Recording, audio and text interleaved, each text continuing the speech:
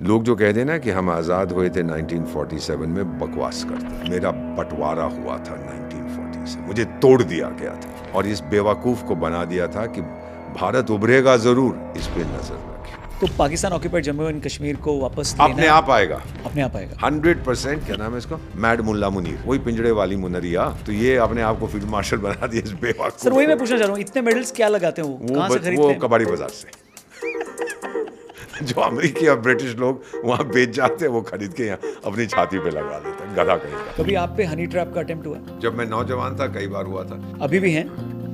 हाँ, thank you very much. लेकिन अभी वो हनी नहीं है जो मुझे ट्रैप करेगी। पूरी दुनिया में, खासतौर अफ्रीका में, China is suspected, India is respected. Saddam Nunnu नहीं, पुन्नू ऐसा ही कुछ नाम है उसका। वो भी CIA का आदमी है, कोई अमेरिका में, कभी कनाडा में, कभी, और बड़े बड़े ओ मैं ये कर दूंगा वो। अरे कर ना कमीने, तेरे में दम कहाँ है? चाहते वक्त फाइनल थिंग रिकॉर्ड कर लीजिए। अगर वो मुझसे पूछता है जब उससे मिलूंगा क्या चाहता है, 3 चीजें मांगूंगा। सुन रहे हो? एक, मेरा जन्म भारत में फिर से हो। दूसरा, फिर से भारत का राजदूत बनूं। और तीसरा, रौनक JC से फिर मेरी इंटरव्यू होनी चाहिए। Thank you very much sir, superb. जय Hind everyone. The Raunak podcast देख रहे हैं आप। नमस्ते एंड वेलकम। दोस्तों, बहुत कम ऐसे गेस्ट्स होते हैं जिन्हें इंट्रोडक्शन की जरूरत ही नहीं होती। ऐसे एक गेस्ट हैं हमारे साथ हमारे आज के एपिसोड में। Please welcome ambassador doctor Deepak Vora, made in Bharat. नमस्ते सर, जय हिंद। आप बिल्कुल 100%। और कहाँ बनूंगा? But sir why made in Bharat? क्योंकि बड़ी अच्छी कहानी है, बताऊं? Please sir. अच्छा, सबसे पहले तो अपना परिचय देता हूं। मेरा नाम दीपक वोरा है, मैं भारत का राजदूत हूं। मेरी उम्र 74 साल की है, मुझे 52 साल कूटनीति में हो गए, पर अभी भी मैं बहुत गुड लुकिंग हूं। उसका राज क्या है मैं आपको अभी बताता हूं। उसका राज ये है कि my father comes from Ghazni, Afghanistan. तो मैं आधा तो पठान हूं।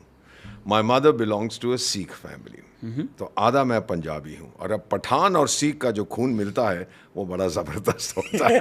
अब इसकी कहानी क्या है आप पूछ रहे थे, वो भी मैं बता देता हूँ आपको। Made in Bharat. तो 1947 में भारत को तोड़ दिया गया था, ये आज़ादी मिली थी। All this is rubbish. ठीक है। इंडिया वॉज पार्टीशन्ड, ये आप भी जानते हैं, मैं भी जानता राइट हूँ। सर। और फिर काफ़ी दंगा हुआ, ट्रेनें यहाँ से जाती थीं और उसके अंदर जो है ठोकते थे। हमारे लोग जो हिंदू लोग थे, सिख लोग थे, वो कोई मुसलमान मिल गया उसको ठोकते थे। उस तरफ से जो ट्रेनें आती थी उसमें कोई हिंदू मिल गया, सिख मिल गया, उसको काट देते थे। तो फाइनली दोनों फौजों ने फैसला किया कि भाई हम भी एस्कॉर्ट करेंगे, तुम भी एस्कॉर्ट टिल द बॉर्डर। वहाँ पे अदला बदली होती थी। So my father was escorting a train from Amritsar to Delhi and उसमें यही डर था कि कुछ हो ना जाए, दंगा ना हो जाए, एट्सेट्रा। बस फिर दिल्ली पहुंचे और उस समय एक जगह होती थी किंग्सवे कैंप, रेफ्यूजीज़ के लिए बनाया गया, अभी भी देश की राजधानी में है। 30,000 के लिए बनाया गया था, 3 लाख उसमें एक टाइम पे आ गए। तो साहब एस्कॉर्ट कर रहे थे और देखा एक बड़ी खूबसूरत औरत बैठी हुई है उसके अंदर। पुरानी दिल्ली रेलवे स्टेशन पे पहुंचे, सब लोग उतर के चले गए। ये साहब भूल नहीं पाए, तो अपनी बहन से कहा कि ढूंढ के आओ, वो कहीं किंग्सवे कैंप में है, कौन है। वो ढूंढती हुई गई मैडम और ढूंढ लिया। और फिर आके बोलती हैं इस व्यक्ति से कि ये तो लाहौर से आई हैं, एक स्कूल की प्रिंसिपल हैं, और बाकी इनके परिवार को सबको मार दिया था वहाँ पे राइट्स जो हुए थे। तो ये पहुँच गए वर्दी पहन के और बोले मैडम मुझसे शादी करोगी? सो शी सेड हाँ मैं शादी करूँगी।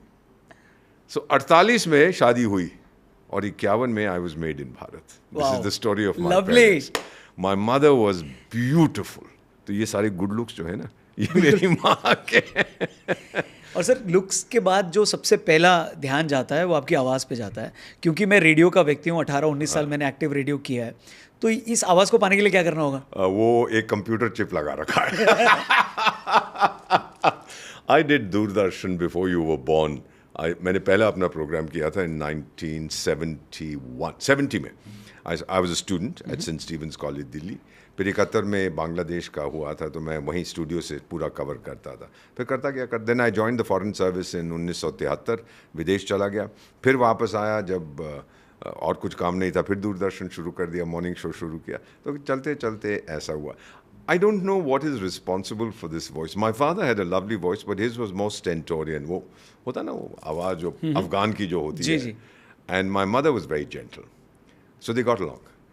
And I have one brother, an older brother, and I have a sister. तो हम लोग 3 थे। I think that it's just something that you are very kind, आपने कहा है वो I inherited it I suppose, और अब उसका इस्तेमाल करता हूँ जब वो कौन सा हमारा पड़ोसी है पागलस्तान, क्या नाम है उसका, मैं हाँ पागलस्तान ऐसा ही कुछ है, उनको बकवास करता फिर मैं गाली देता हूँ बॉर्डर पे खड़ा होके। और बताएं So, इस तरफ इसमें कुछ है पीने को, कैसे ही रखा हुआ है, चलिए क्या फर्क पड़ता है, चलिए चलिए चलिए। क्या रखवाएं सर? कुछ नहीं, चलिए चलिए कैरी ऑन। क्योंकि अभी हम दिन में शूट कर रहे हैं तो क्या रखवा सकते हैं? कुछ नहीं, इसमें शराब रखवा दो और क्या रखना है, nothing, I am pulling your leg, this is fine. Sir, ambassador में और एक डिप्लोमेट में क्या फ़र्क होता है? अगर एक सामान्य नागरिक को समझना हो तो हाउ डू यू? मैं ये आपको बताता हूँ ये सिस्टम क्या है। जी सर। आजकल तो जिसको देखो वो अपने आप को एम्बेसडर कहता फिरता है। बहुत से लोग मैंने देखा, मैं एक ही सोशल मीडिया चैनल पे हूँ, लिंक्डइन, तो जिसको देखो I got best diplomat award, I am ambassador of this, ambassador of that. कौन से तेरे को किसने एम्बेसडर बनाया? ओ जी झुमरी तलैया में कोई NGO उन्होंने मुझे एम्बेसडर बनाया। Aren't nonsense. राजदूत जो होता है उसको एक पत्र दिया, यहाँ हमारे सिस्टम ये है कि एक तो आप आते हो भारतीय विदेश सेवा से, आप उसका इम्तिहान देते हो, आप ज्वाइन करते हो, then you start at a junior level, 3rd secretary, 2nd secretary, first, बढ़ते जाते हो 20-25 साल की सर्विस के बाद आपको राजदूत बना दिया जाता है। To a small country, big country, it depends. दूसरा इंटेक होता है जिसको हम लैटरल कहते हैं, वो सरकार का उत्तरदायित्व है, कोई रिटायर्ड जनरल है, रिटायर्ड कोई और है, सेक्रेटरी है, उसको बना देते हैं, या कोई पॉलिटिशियन है, अनकंफर्टेबल पॉलिटिशियन, उसको बाहर निकालना है देश से, तो छोटे मोटे देश में राजदूत बना के उसको भेज देते हैं। कोई एग्जाम्पल जाने दीजिएगा। ठीक है सर। तो उसको फिर ये 2 तरीके से लोग बनते हैं राजदूत। डिप्लोमेट का काम क्या होता है? एक तो जब आप भारतीय सेवा में आ जाते हैं, विदेश सेवा में, हमारा काम इसेंशली 4 सेक्टर्स में होता है। पहला होता है कि कॉन्सुलर एक्टिविटी, वो पासपोर्ट वीज़ा का काम करना, जो हम लोग सब करते हैं। जब हम इस समय हमारे पास 150 लगभग 150 से भी ज़्यादा हमारे पास एम्बेसीज और हाई कमीशंस हैं पूरी दुनिया में, हम बढ़ाते जा रहे हैं। दूसरा हमारा काम ये होता है trade. In fact trade is becoming more and more popular. Okay. कि भाई आप जो है जिस देश में आप काम करते हैं, देखिए हम क्या बेच सकते हैं उनको, या क्या उनसे ख़रीद सकते हैं। फिर अगर आप ऐसे देश में हैं जहाँ पर जिसकी आर्थिक शक्ति है, फिर हम इन्वेस्टमेंट के लिए उनको इनवाइट करते हैं। और चौथी चीज़ हमारी ये होती है कि वहाँ की जो इंटेलिजेंसिया है, स्टूडेंट्स हैं, टीचर्स हैं, प्रोफेसर्स हैं, पॉलिटिशियंस हैं, सरकारी लोग हैं, उनके साथ हम अच्छे संबंध बनाने की कोशिश करते हैं ताकि जब हमें आवश्यकता हो वो हमारा समर्थन करें। तो ये 4 क्षेत्र हैं जिसमें हम लोग काम करते हैं as diplomats. Ambassador is normally मैं 6 देशों में राजदूत रहा हूँ। Ambassador is normally the head of the family, so to speak. ठीक है। तो बाकी लोग उनसे डायरेक्शन लेते हैं। अब जिन 6 देशों में मैं रहा हूँ, मेरा जो इम्तिहान लिखा था मैंने 1973 में, मैं चाहता नहीं था विदेश सेवा में जाना, तो मैंने पूरी कोशिश की कि फेल हो जाऊं, लेकिन फिर ऊपर वाले को कुछ और मंजूर, तो मैं फर्स्ट आ गया उसके अंदर। तो फिर मेरी पत्नी, एक ही पत्नी है, 48 साल हो गए हैं, उसकी मांग में सिंदूर भरा था। हर साल वो करवा चौथ करती है, फिर सिंदूर भरता है। इसलिए जब PM साहब ने इसका नाम ऑपरेशन सिंदूर रखा, मेरे लिए बहुत अहम था वो। तो फिर क्या होता है कि मैं जिन देशों में राजदूत रहा हूँ, लोगों की नॉलेज में, लोगों के असेट में वो सबसे गंदे देश है। तो मेरी पत्नी अक्सर कहती, तू तो फर्स्ट था, तेरे को अच्छी जगह क्यों नहीं भेजते? मैंने कहा मुझे क्या मालूम। तो मैं अफ्रीका में बहुत समय रहा हूँ। क्योंकि चैलेंजिंग कंट्रीज थी इसलिए आपको भेजा? नहीं, मैंने नहीं किया। उन्होंने बोला इसको कहीं ना कहीं बाहर निकालो यहाँ से, इसको अच्छी जगह मत भेजो, वो दूसरे लोग, because I am not considered a good ambassador. तो मैं फॉर एग्जाम्पल जो जिन 6 देशों में रहा हूँ उनमें से 3 अफ्रीका में थे, और अभी भी 3 अफ्रीकी देशों में मैं विशेष सलाहकार हूँ वहाँ की सरकारों का। Okay. और भारत में कारगिल और ले, तो कुल मिला के 3 पति मेरे अफ्रीका में हैं, 2 भारत में, 5 हो जाते हैं। मेरे मित्र मुझे द्रौपदी के नाम से पुकारते हैं। So I enjoy being in Africa. मैं उनको गाइडेंस देता हूँ, I am suppose to, special adviser. तो क्या देते हैं वो, पूछते हैं ट्रेड एंड इन्वेस्टमेंट। ठीक है। अब ना मैं स्पेशल हूँ, ना कोई मेरी एडवाइस लेता है। एक गाड़ी जरूर मिलती है जब मैं वहाँ जाता हूँ, वो पू करते, कोई सुनता तो है नहीं। यहाँ पर भी जब कारगिल ले जाता हूँ तो गाड़ी मिलती है, वो P P P P P P करते, कोई नहीं सुनता उसकी, अच्छा रहता है। बट बेसिकली जो मैं अपने करियर में मैंने देखा है, टू रिप्रेजेंट भारत, क्योंकि मैंने ये परिवर्तन देखा है। I started as a diplomat of India, और अब जो जाते हैं वो हैं रिप्रेजेंटेटिव्स ऑफ भारत। और ये भी मैं आपको बताऊंगा मैं क्यों कहता हूँ, क्योंकि indecisive India has become Bharat Bahadur. ये भी मैं आपको समझाऊंगा कि मैं क्या कह रहा हूँ और क्यों कह रहा हूँ इसको, अगर समय रहा हमारे बिल्कुल पास। तो अभी जो मैं अफ्रीका में उनसे बात करता हूँ, इसी ये ज़माना है सोशल मीडिया का। मैं आपसे बात कर रहा हूँ, आप इसको जो पॉडकास्ट है आप इसको जी जो है दुनिया में पहुँचा देंगे। Instant transfer of information nano seconds में जाती है। तो आजकल वो फिर जो एम्बेसडर्स का काम होता था अपने देश की बढ़ाई करो, वहाँ पर वो चलता नहीं है, because people know the truth. तो इसीलिए हमारा जो काम था वो भी उसमें परिवर्तन। अब मिसाल के तौर पे एक अफ्रीकन देश है, तो वहाँ की महिला एम्बेसडर है, वो मुझे मिलने आई थी दफ्तर में। अभी ज़्यादा टाइम नहीं हुआ, 10 साल हो गए। तो मुझे कहने लगी कि भारत से मैं इन्वेस्टमेंट चाहती हूँ अपने देश में। मैं कहा बड़ी अच्छी बात है, या CII या फिक्की शिक्की के पास जाओ, मेरे पास क्यों आई हो? कहती नहीं, मेरा देश दुनिया का सर्वश्रेष्ठ है, सबसे अमीर है, ये है वो है, बहुत सिक्योरिटी है। और उसी सुबह उसके देश में मेरा कहा 500-600 लोग मारे गए थे किसी सुइसाइड बॉम्ब में, और हर हफ्ते वहाँ कोई मरता। मैं सोमालिया की बात कर रहा हूँ। तो मैं कहा जी बहुत अच्छा देश है, दुनिया का सबसे अमीर देश है। फिर जब वो जा रही थी, मैडम थी, तो मैंने कहा मैडम मैं ज़रा हाथ लगा सकता हूँ? बोली क्यों? मैंने कहा मैं देखना चाहता हूँ हकीकत है कि अफसाना है, मुझे बताइए। The kind of nonsense that you are telling me, कौन विश्वास करेगा? हर रोज़ तो जितने इंटरनेशनल न्यूज़ चैनल है सब पे आता है कि 1 रुपया कोई नहीं लगाएगा वहाँ पर, बिकॉज जो कैपिटल है, जो पूंजी है, money, capital is a coward. पैसा बहुत डरपोक है। वो चाहता है कि मैं ऐसी जगह जाऊँ जहाँ मैं सुरक्षित हूँ, और वो भूखा बहुत है, वो बढ़ना चाहता है, मोटा होना चाहता है। So these 2 aspects of capital जो हम जानते हैं, वो समझने के बाद ये साफ जाहिर हो जाता है कि आप जितनी मर्जी रोड शो करिए, ये करिए, वो करिए, लेकिन जब तक आपकी इंटरनेशनल छवि उस प्रकार की नहीं है कि मेरा कैपिटल यहाँ पर सेफ है, तो लोग कोई नहीं आएंगे यहाँ लगाने का। और ये मैंने देखा है पिछले कुछ सालों से बहुत परिवर्तन आया। मिसाल के तौर पर जो प्रवासी भारतीय हैं जी, पिछले साल 120 या 125 बिलियन में 9 शून्य होते हैं डॉलर उन्होंने भारत भेजे। हम कहते हैं ना तन मन धन, तो तन तो उनका विदेशों में है, मन इनका जहाँ पर भी है, वो धन भारत में रखते हैं। तो ये बड़ी अच्छी बात है हमारे लिए। बिल्कुल। तो नंबर 2 मेक्सिको था, उसको 50 बिलियन मिले उसके डायस्पोरा से, और हमें मिले 120 या 125 बिलियन। बहुत फ़र्क है। तो लोगों का विश्वास है भारत में कि यहाँ पर जो भी कुछ है हमारा पैसा सुरक्षित है, और वो बैंक में रखते हैं, हम अच्छा इंटरेस्ट भी देते हैं, एट्सेट्रा। तो एक तो ये चीज़ है अबाउट कैपिटल। इसीलिए अफ्रीका में अभी कैपिटल जाता नहीं है, क्योंकि रिस्की बहुत है। Right sir. लोग वहाँ जाते हैं ट्रेडिंग के लिए, लेकिन जो कहता है कि यहाँ इन्वेस्ट करो। मिसाल के तौर पे मैं बताता हूँ, एक अफ्रीकन देश है दक्षिण सूडान, जहाँ पे मैं विशेष सलाहकार हूँ, मैं वहाँ राजदूत भी था। तो आए थे उनके राष्ट्रपति, उनका हमने थोड़ा ट्रीटमेंट कराया, यहाँ पे कुछ साल हो गए।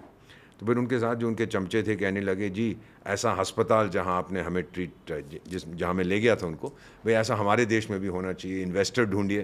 तो मैंने कहा बड़ी अच्छी बात है, ये बताओ कि रिटर्न ऑन इन्वेस्टमेंट क्या मिलेगा? तुम्हारे लोगों के पास क्षमता है, तुम्हारी पर कैपिटा इनकम शायद $200 है साल की।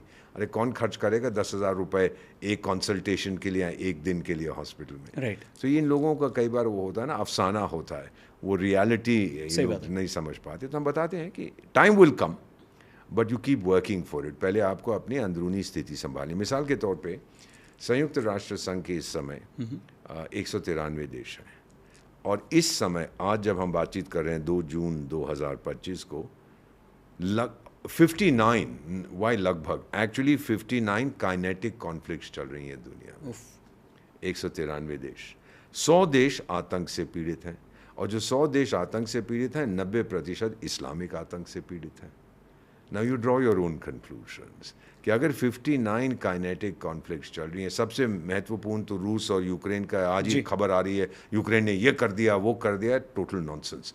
और फिर दूसरा गाज़ा और इजराइल का है, ये तो सब जानते हैं जी। लेकिन सूडान में क्या हो रहा है? काइनेटिक कॉन्फ्लिक्ट सरकार फौज के बीच में, और वहाँ की, क्योंकि मैं 5 साल रहा आपका राजदूत, रैपिड डिप्लॉयमेंट फोर्सेस जो है उनके बीच में चल रहा है, पैरामिलिट्री फोर्सेस। फिर आप बुर्किना फासो में हर रोज़, and I love that country, हर रोज़ वहाँ पे कुछ ना कुछ आतंकी हमला होता है। माली, मॉरी, इसको तो पूरा हम कू बेल्ट कहते हैं। तो ये सारा मैं देख रहा हूँ, वेस्ट अफ्रीका, सेंट्रल अफ्रीका में सब सरकारों को बाहर निकाल दिया। फ्रेंच क्या कर रहे थे वहाँ पर? भाई अब दूसरा विश्व युद्ध ख़त्म हो गया, उससे पहले आपकी कॉलोनीज़ थे ये सब, लेकिन दूसरे विश्व युद्ध के बाद फ्रांस बोला देखिए भाई टाइगर लोग आप संयुक्त राष्ट्र संघ बना रहे हैं तो ये तो गया इलाका जो सेंट्रल अफ्रीका और इसको तो रूस खा जाएगा सोवियत संघ, तो मैं शहंशाह हूँ, मुझे सिक्योरिटी काउंसिल में परमानेंट मेंबरशिप दो, मैं इनको कंट्रोल करूँगा। वो करते रहे। लेकिन बेटा एक चीज़ मैं आपको स्पष्ट रूप से बताता हूँ जो मैंने वहाँ पर देखी है, और मुझे कई अफ्रीकन नेता ये कहते हैं जी। कि आप लोग आज जहाँ हैं, भारत जहाँ है, हमारे लिए तो वो सिर्फ एक फैंटेसी है, हमारे लिए तो एक सपना है कि हम कब पहुँचेंगे, क्योंकि जहाँ वो उनकी इंडिपेंडेंस भी 1960 के दशक में शुरू हो गई थी, लेकिन वो वहीं के वहीं फंसे हुए हैं। 50 साल पहले जहाँ भारत था आज वो लोग वहाँ पर हैं। मिसाल के तौर पर दक्षिण सूडान में जब मैं आपका राजदूत था तो जिस बिल्डिंग में मैं रहता था मुझे बिजली मिलती थी 10 घंटे के लिए एवरी वीक, और शायद वो सबसे ज़्यादा होगी वहाँ पर। प्रति सप्ताह 10 घंटे बिजली, एक वीक में 10 घंटे। तो वो जनरेटर लगाते थे और ये और वो, फिर केरोसिन नहीं था जबकि ऑयल रिच था, पर रिफाइनरी नहीं थी। केरोसिन फिर यहाँ जो जनरेटर में लगता है तेल वो आता था युगांडा से, कीनिया से। I mean it was completely बहुत बुरी हालत थी उस देश की। फिर जब मैं वहाँ पहली बार गया था तो 5 किलोमीटर पेव्ड सड़क थी पूरे देश में, और उसकी आबादी मेरा ख्याल 1.25 करोड़ के आसपास की उसकी आबादी है, 10-11 मिलियन। 20 डॉक्टर थे पूरे देश में। बीन थोड़ा वेरी डिफ़िकल्ट टाइम, तो वो अलग हो गया था ना सूडान से, 41 साल गृह युद्ध चलता रहा। तो ये चीज़ें मैंने वहाँ पर अफ्रीका में देखी हैं। तो उनको इनकरेज हम यही करते हैं, जो मेरी बात सुनता है, बहुत कम सुनते हैं, कि भाई यू हैव टू, जो आपने इमेज बाहर देनी है वो आपको देनी है कि we are a investment friendly country. जी सर। करते हैं, लेकिन फिर जिम्बाब्वे में देखिए क्या हो गया, फिर केन्या में भी बहुत कुछ होता है, और सबसे बड़ा दुश्मन अफ्रीका का चाइना है, क्योंकि ये लोग जाते हैं पूंजी निवेश करते हैं एक्सट्रैक्टिव इंडस्ट्रीज़ में, जो कुछ वहाँ के नेचुरल प्राकृतिक साधन को बाहर निकाल सके, उनको निकाल के फिर ये चले जाते हैं, और अफ्रीकन्स को कुछ नहीं मिलता। चीनी कहते हैं जो आपको तो भाषा नहीं आती तो हमारा ड्राइवर और खनसामा वो भी हम चाइना से लाएंगे।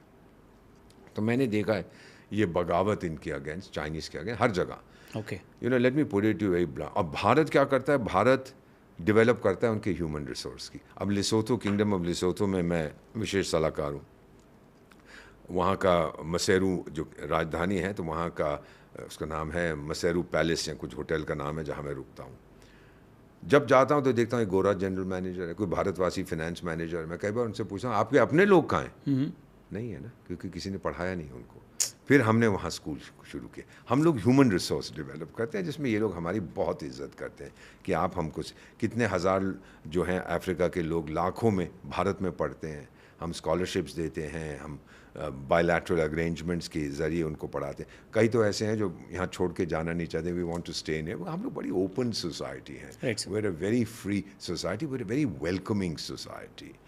यहाँ तक मैं आपको बताऊँगा, दैन दिस आई से विद टोटल सिंसेरिटी, कि पूरी दुनिया में खासतौर अफ्रीका में China is suspected, India is respected. ये फ़र्क है हम दोनों में, ये मैंने देखा है। और चाइना सेम चीज़ बलूचिस्तान में भी कर रहा है। अब बलूचिस्तान की कहानी भी मैं आपको बताता हूँ। पाकिस्तान के बारे में अब थोड़ा सा बातचीत करते हैं। Please sir. एक तो ये जो पाकिस्तान है, लेट अस सी इसको बनाया क्यों। लोग जो कहते हैं ना कि हम आज़ाद हुए थे 1947 में, बकवास करते हैं। मेरा बंटवारा हुआ था 1940 से, मुझे तोड़ दिया गया था और इस बेवकूफ़ को बना दिया था कि भारत उभरेगा ज़रूर, इस पे नज़र रखियो। Do you understand what I am saying? तो वो बन गया, और उसका कोई होता था वहाँ पे एक जनरल अयूब खान, वो अपने आप को फील्ड मार्शल, कोई जंग तो कभी जीता नहीं पर फील्ड मार्शल, जैसे आज ये भी बेवकूफ़ है, पिंजड़े वाली मुनिया, क्या नाम है इसका, मैड मुल्ला मुनीर, वही पिंजड़े वाली मुनरिया। तो ये अपने आप को फील्ड मार्शल बना दिया इस बेवकूफ़। सर वही मैं पूछना चाह रहा हूँ, इतने मेडल्स क्या लगाते हैं वो कहाँ से खरीदते हैं? वो कबाड़ी बाजार से जो अमेरिकी और ब्रिटिश लोग वहाँ बेच जाते हैं, वो खरीद के यहाँ अपनी छाती पे लगा लेता है, गधा कहीं का। तो अब क्या होता है कि हमें जब हम आज़ाद किया 19 सो कॉल्ड आज़ादी 47 में, बेटा एक चीज़ मैं सीधा कैमरा में देख के कहना चाहता हूँ, करोड़ों लोग आपका program, you are insanely popular, आप जानते हो खुद कितने सारे लोग आपको देखते हैं। और जब मैंने कहा कि आप मुझे इंटरव्यू कर रहे हो तो मुझे मुबारकें देने लगे आपके साथ बातचीत हो रही है। नेक्स्ट बताता हूँ, दूसरे विश्व युद्ध में, और सुनिए बड़े ध्यान से, दूसरा विश्व युद्ध था 1939 to 1945। 25 लाख भारतवासी हमारी सेना के, उसमें लड़े थे to preserve the British empire. British शहंशाह की सुरक्षा के लिए 25 लाख भारतवासी लड़े थे दूसरे विश्व युद्ध। हम ब्रिटिश कॉलोनी थे, भारत ने अपनी मर्दानगी दान कर दी थी एलाइज को। We poured forth our manhood. 25 lakh कोई छोटा नंबर नहीं होता। ह्यूमन रिसोर्स, हमारे लोग लड़े थे इसके लिए।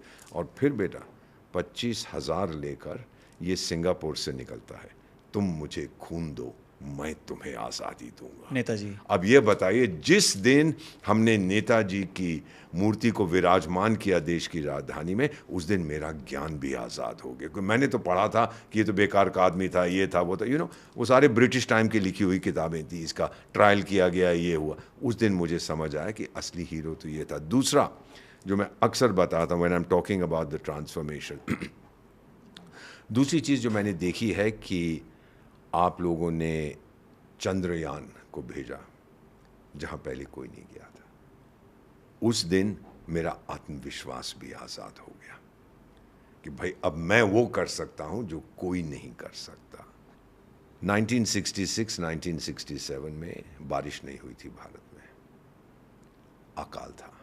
मेरी माँ भारत, मैंने देखा है बेटा, मेरी माँ भारत फटी हुई थी उत्तर से दक्षिण तक, पूर्व से पश्चिम तक। हमारी उस समय की प्रधानमंत्री अमेरिका गई थी अनाज मांगने। न्यूयॉर्क टाइम्स का एक आर्टिकल छपा था, मैंने अभी भी अपने लॉकर में रखा है। उसमें लिखा था, भारत की नई नेता भीख मांगने आई हैं। You don't say these things about a country like India. बेवकूफ़ है अमेरिकी, कुछ अकल तो है नहीं उनको, अभी भी नहीं है। अभी भी नहीं है, तो सब सारी दुनिया जानती है। तो अनाज मिला, 9 and 11 मिलियन टन हमको अनाज दिया गया। The largest import of food grains in human history. 90 lakh और 1 करोड़ 10 लाख। और हमसे कहा गया था कि सोमवार को मत खाइए, अनाज बचाइए। वो लाल बहादुर शास्त्री का नारा था, जिनका निधन हो गया था, and she replaced him, Mrs Gandhi. मुझे अभी तक याद है 66-67 में 80 सोमवार, 2 साल में 80 सोमवार मैं भूखा सोया हूँ बेटा, कुछ नहीं खाया। बहुत तकलीफ होती थी, 15-16 साल का था, बहुत दिक्कत होती थी। माँ तो माँ होती है, फिर भी कहती थी दीपक खा ले, बट माय फादर से नहीं खाएगा, इतना प्यार करता है देश से, नहीं खाएगा।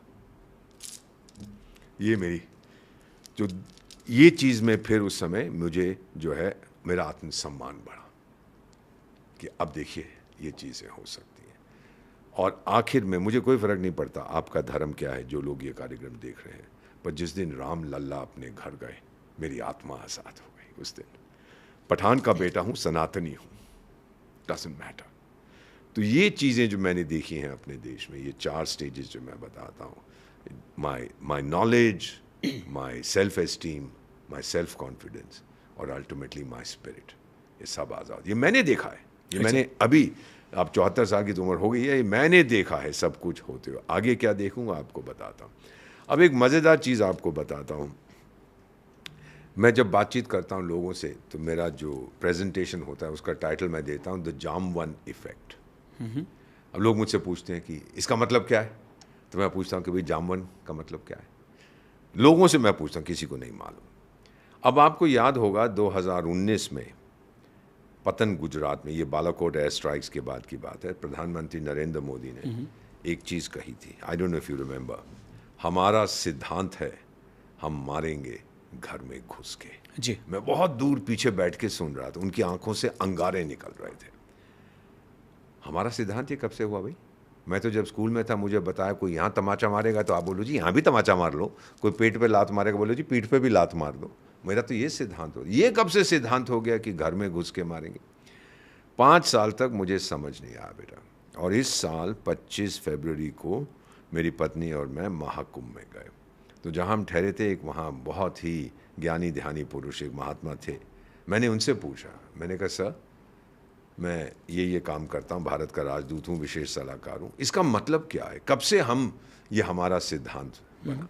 फिर उन्होंने मुझसे कहा कि बैठिए राजदूत। तो मैं उनके चरणों में बैठा। रामायण पढ़ी है? मैंने कहा महाराज बिल्कुल पढ़िए। तो कहते वो जंग क्यों होता है उसमें?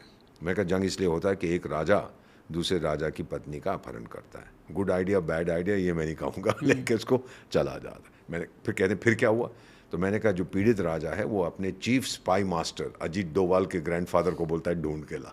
अब वो बड़ा परेशान, भगवान श्री हनुमान इधर जाता है उधर जाता है, फिर पता लगता है कि छोटे से द्वीप में उसको कैद कर रखा है 100 कोस दूर from the southern tip of India, यानी 300 किलोमीटर। लेकिन 25,000 साल पहले ना पानी का जहाज था, ना सबमरीन थी, ना हवाई जहाज है, ना हेलीकॉप्टर, जाए कैसे? बड़ा उदास, ही गोज इनटू डिप्रेशन। ये महात्मा मुझे बता रहे थे, बैठा हुआ है मैं क्या करूं, अब मैं खाली हाथ तो जा भी नहीं सकता, मेरे को तो ये टाइट, मेरे को ये काम दिया है मिशन। फिर जामवंत आता है भालू, जिसको मैं अपनी छाती पे पहनता हूं, कहता है हनुमान अपनी ताकत याद कर, अपना जनून याद कर, अपने आप पे भरोसा कर, आत्मविश्वास कहाँ है तेरा? फिर भगवान हनुमान एक छलांग लगा के वहां पहुंच जाते और वापस आने से पहले महल को आग लगाते हैं।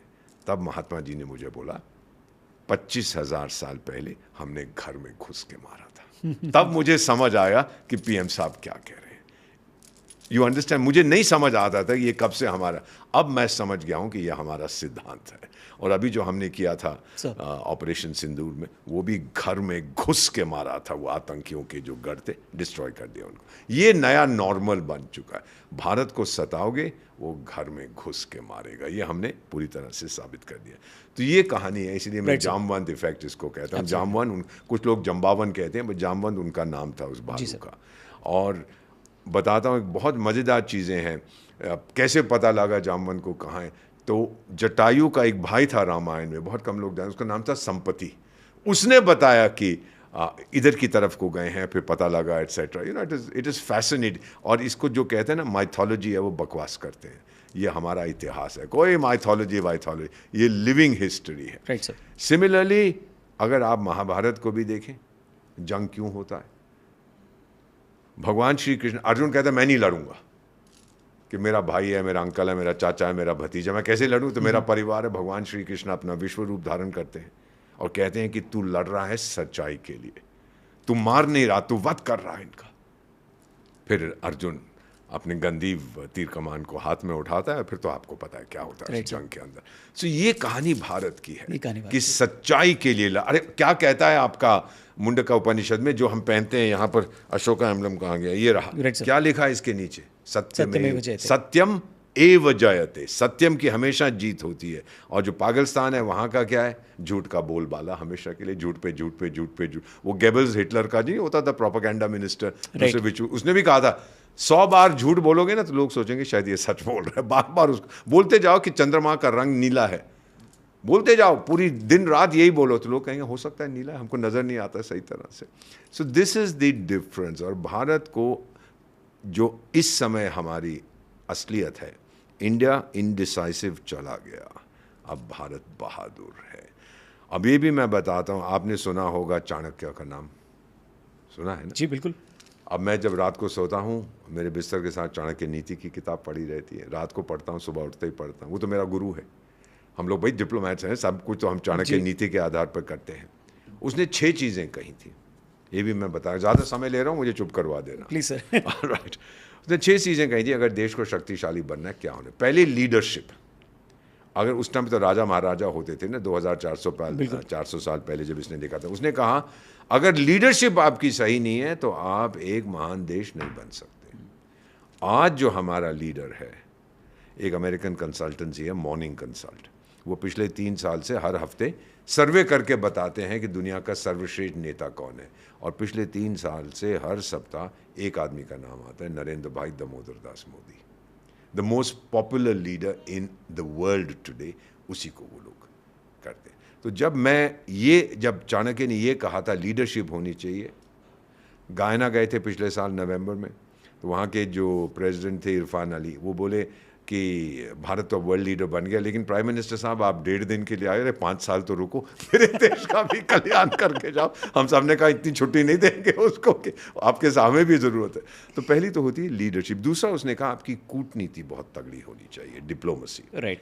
120 देश हैं जिनको हम ग्लोबल साउथ कहते हैं। हर साल प्राइम मिनिस्टर उनका वर्चुअल समिट करते हैं, फिर करेंगे अक्टूबर नवंबर में, कि भाई हमने दिल्ली डिक्लेरेशन कर दिया, G20 की मीटिंग हो गई, लेकिन उसके बाद क्या? डॉक्यूमेंट तो साइन हो गया, सब लोग बड़े खुश हो गए, खूब वहाँ पे चाय पी और भी कुछ पिया और जो कुछ पीना था वो पी लिया, रात को भोजन भी किया। उसके बाद क्या? तो ये फॉलो अप के लिए साहब बात करते हैं, भाई तुम्हारी क्या समस्या है? तो वो बताते हैं कि हम तो छोटे देश हैं, कोई हमारी सुनता नहीं है। तो साहब कहते हैं मैं आपकी आवाज़ हूँ, भारत आपकी आवाज़। सो ये जो 120 देश हैं जो ग्लोबल साउथ या 125 कभी कभी, ये हमें अपना कहते हैं कि आप हमारे रिप्रेजेंटेटिव, आप हमारे रोल मॉडल हो। राइट। हम आपकी तरह होना चाहते हैं। अब 2-4 हैं जो यूरोप की तरफ देखते हैं कि जी हम उनकी तरह होना चाहते हैं। मैं पूछता हूँ फिर क्यों? जब हमारी मीटिंग्स होती हैं अफ्रीकन यूनियन की, बोले जी डेमोक्रेसी है, डेवलपमेंट है, ये है वो है। मैं कहा यार देख, मुझे यूरोपियन इकोनॉमी में मैं किताब चाहता था, मैं लाइब्रेरी में गया, मैंने कहा भाई यूरोपियन इकोनॉमी में किताब दे दो। कहता है सर फिक्शन सेक्शन में ढूंढ लो, वहाँ मिल जाएगी। अब कोई कुछ नहीं बचा वहाँ पर। तो फिर इन लोगों से कहता हूँ, ओए तेरा ध्यान किधर है? तेरा हीरो इधर है, तो मुझको देख, भारत है। फिर तीसरी चीज़ चाणक्य ने जो कही थी वो थी कि आपकी आर्थिक व्यवस्था तगड़ी होनी चाहिए। लुक, 25 साल हो गए हैं हम किसी देश से मदद नहीं लेते, 150 देशों की मदद करते हैं हम लोग। थर्ड लार्जेस्ट इकोनॉमी, अब दुनिया फोर्थ कहती है, लेकिन मैं तो इकोनॉमिस्ट हूँ और रिग्रेशन एनालिसिस में मैंने जो कैलकुलेट किया है, हम मेरा ख्याल जर्मनी से आगे निकल गए हैं। और वो बाद में सरकार इसको कंफर्म करेगी, we are already the third largest economy. तो आर्थिक शक्ति बहुत है हमारे पास। चौथी चीज़ उसने कही थी, मिलिट्री आपकी शक्तिशाली हो, we are the fourth most powerful. मेरा मानना है third most powerful military in the world. United State लड़ना मरना तो आता नहीं है, पैसे बहुत हैं, उसके बाद हथियार बहुत हैं, तो वो नंबर 1 कहते चल यार तुम नंबर 1 है तो नंबर 1 रहे। रूस नंबर 2 है, भल जबकि यूक्रेन को भी वो ठोक नहीं पा रहा, लेकिन कहते हैं रूस। उसके बाद कुछ लोग चाइना कहते हैं, मैं नहीं मानता बिल्कुल, वो तो नपुंसक है, लड़ना मरना आता नहीं है। उनका कोई सुनजू फुनजू होता था, how to win a war without fighting. उसको पता था कि अगर फाइट करना पड़ा ये तो भाग जाएंगे। अरे चीनी एक सिपाही अपना विदेश नहीं भेजता है लड़ने के लिए। Okay. आपने नोटिस किया है? पीस कीपिंग के लिए, तो पीस कीपिंग के लिए, पीस एनफोर्समेंट में नहीं जाते वो, उसमें हम जाते हैं। दोनों फ़र्क है। एक तो पीस कीपिंग है कि भाई जब सूडान में मैं था एज योर एम्बेसडर, तो होता था वहाँ पर। एक बार तो मुझे याद है कि दक्षिण सूडान के जो रेबल्स थे और सूडान की जो सरकार थी आपस में फिर भिड़ गए after signing the peace deal. तो मेरे वहाँ जो बटालियन कमांडर थे उन्होंने कहा साहब आपको आना पड़ेगा, यहाँ तो जंग शुरू हो जाएगी। तो मैं जाके बीच में खड़ा हो गया, मैं कहा चलाओ गोली, मैं खड़ा हूँ। वो भी सब मेरी तरफ देख रहे हैं कि राजदूत क्या कर रहा है। मैं कहा चलाओ ना गोली, हिम्मत है, पहले मुझे मारो फिर देखो मेरी फौज तुम्हारी क्या हालत करती है। वो दोनों ठंडे शांत हो गए उस समय। क्या you don't kill an ambassador, Right. उसका बहुत रिपरकशन होता है। सो वी रियलाइज दिस कि चीनियों को लड़ना मरना बिल्कुल नहीं आता। Not one soldier will this and. वो जो वहाँ का बलूचिस्तान में ठोक रहे हैं, खैबर पख्तूनख्वा में ठोक रहे हैं, उनको बात करते हैं हम अपनी फौज भेजेंगे, तो वो भेजेंगे नहीं। पता है कि मेरे सोल्जर्स नपुंसक हैं। वो जो है ना, क्या नाम है उसका, टिंगलिंग, उनका leader, ping pong ding dong Ming Ming, जो भी उसका नाम है, मैं भूल बुढ़ा हो गया हूँ बेटा, भूल 11 जिनपिंग। हाँ वही 11 वही। हाँ, वो टिंग टिंग ऐसा ही कुछ नाम है। आप पढ़िए वो क्या कहता है अपनी फौज को, भाई आप लोगों को सीखना चाहिए 1 मिनट के नोटिस पे लड़ना कैसे है। तो क्या अभी तक क्या करे, नूडल्स खा रहे थे बैठ के। वो लोग बकवास करता है, उसको मालूम है कि मेरी फौज बेकार की है, को लड़ना नहीं आता। फिर वो आर्टिकल्स लिखते हैं कि हमारे जो लोग हैं वो बड़े फेमिनिन हो गए हैं हमारे लड़के, तो अभी चाइनीज़ रैम्बो को आना पड़ेगा। Nonsense that they right. पर उससे संकेत ये मिलता है कि वो जानते हैं कि उनको लड़ना वड़ना कुछ नहीं आता। गालवान में तो ठोक दिया था हम। जी सर। आपको मालूम है कि पीएम साहब वहाँ पहुँच गए थे बहुत जल्दी ले में, जब ये झड़प हुई थी। और टिंग टोंग मेरा ख्याल 9-10 महीने के बाद गया। कोई डर था मेरे को कोई मार ना दे वहाँ पर। हमारे 20 बच्चे शहीद हुए थे और वो झूठ बोलता। पहले बोला मेरे 4 गए, फिर बोला 8 गए, फिर बोला 12 गए, फिर बोला 16 गए। वो 4 के इंक्रीमेंट्स में जाता है। और सच्चाई तो बोलना आता नहीं है ना उसको, सच तो कभी नहीं, वो भी नहीं बोलता और पाकिस्तान भी नहीं बोलता। सो उसको पता लग गया that we have a very powerful army. अब दुनिया में सारी दुनिया हमारी फ़ौज की तारीफ़ करती है। मेरा ख्याल 30 देशों में तो हमारी मोबाइल यूनिट्स हैं जो ट्रेनिंग देती हैं उन देशों की फ़ौजों, वो हमसे सीखना चाहते हैं। फिर चाणक्य ने ये भी कहा था कि आपका जो इंफ्रास्ट्रक्चर है जब वो मजबूत नहीं है तो फिर आपका देश महान नहीं हो सकता। This is something fascinating. 2400 साल पहले वो इंफ्रास्ट्रक्चर की बात करता है कि आपकी जो कनेक्टिविटी वगैरह होनी। अब देखिए कौन सा देश बेटा एक दिन में 34 किलोमीटर हाईवे बनाता है? मैं बनाता हूँ। कौन सा देश एक दिन में 12 किलोमीटर रेलवे लाइन बनाता है? मैं बनाता हूँ। कौन सा देश एक साल में इतने लोकोमोटिव बनाता है कि अमेरिका और यूरोप मिलके उतने नहीं बनाते, मैं बनाता हूँ। कौन सा देश है जो एक दिन में 2 नए कॉलेज खोलता है? मैं खोलता हूँ। कौन सा देश है जो एक महीने में 3 यूनिवर्सिटी खोलता है? मैं खोलता हूँ। कौन सा देश है जो 8 नए हवाई अड्डे साल में खोलता है? मैं खोलता हूँ। कौन सा देश है जो 2 मेट्रो सिस्टम एक साल में बनाता है? मैं बनाता हूँ। इंफ्रास्ट्रक्चर तो आप देख ही रहे हैं किस रफ्तार से हम चल रहे हैं, दौड़ते जा रहे हैं। जो अफ्रीकन लोग यहाँ आते हैं, आपकी मेडिकल 2 मिलियन 20 लाख तो मेडिकल वीज़ा हमने पिछले साल दिए थे। यहाँ आते हैं, फैसिलिटीज़ हमारी देखते हैं, फिर कहते हैं आप अपने आप को डेवलपिंग नेशन क्यों कहते हो? मैंने कहा साहब आपने तो अभी तो गुरुग्राम ले जाते हैं, पागल हो जाते हैं देख के, क्या है ये देश की राजधानी। मैंने कहा ये तो कुछ भी नहीं, आप चेन्नई जाओ, हैदराबाद जाओ, पुणे जाओ, मुंबई जाओ, कोलकाता जाओ, वहाँ जाके इंफ्रास्ट्रक्चर देखिए किस रफ्तार से हम बना रहे हैं। तो पहले जो लोग हमें गाली गलौज करते थे, हाँ जी भारत आगे नहीं जाएगा क्योंकि सड़कें नहीं है, ये नहीं है, अब वो चुप है। मिसाल के तौर पे फिर से इंफ्रास्ट्रक्चर, आप जानते हैं कि हमारी आज हम 31 मई की अब मैं बात कर रहा हूँ, 2 दिन पहले की, 140 करोड़ लोगों के देश में आज 128 करोड़ स्मार्टफोन है। 128 करोड़। मुझे मालूम नहीं कि कभी किसी जो सड़क पे मांगते रहते हैं, कई बार आ जाते हैं, तो आप उसको को बाबा छुट्टा नहीं है तो बोलेगा पेटीएम कर दे। इसमें क्या उसके पास भी है QR कोड होता है, QR कोड उसके पास भी है कि भेज दे मेरे को।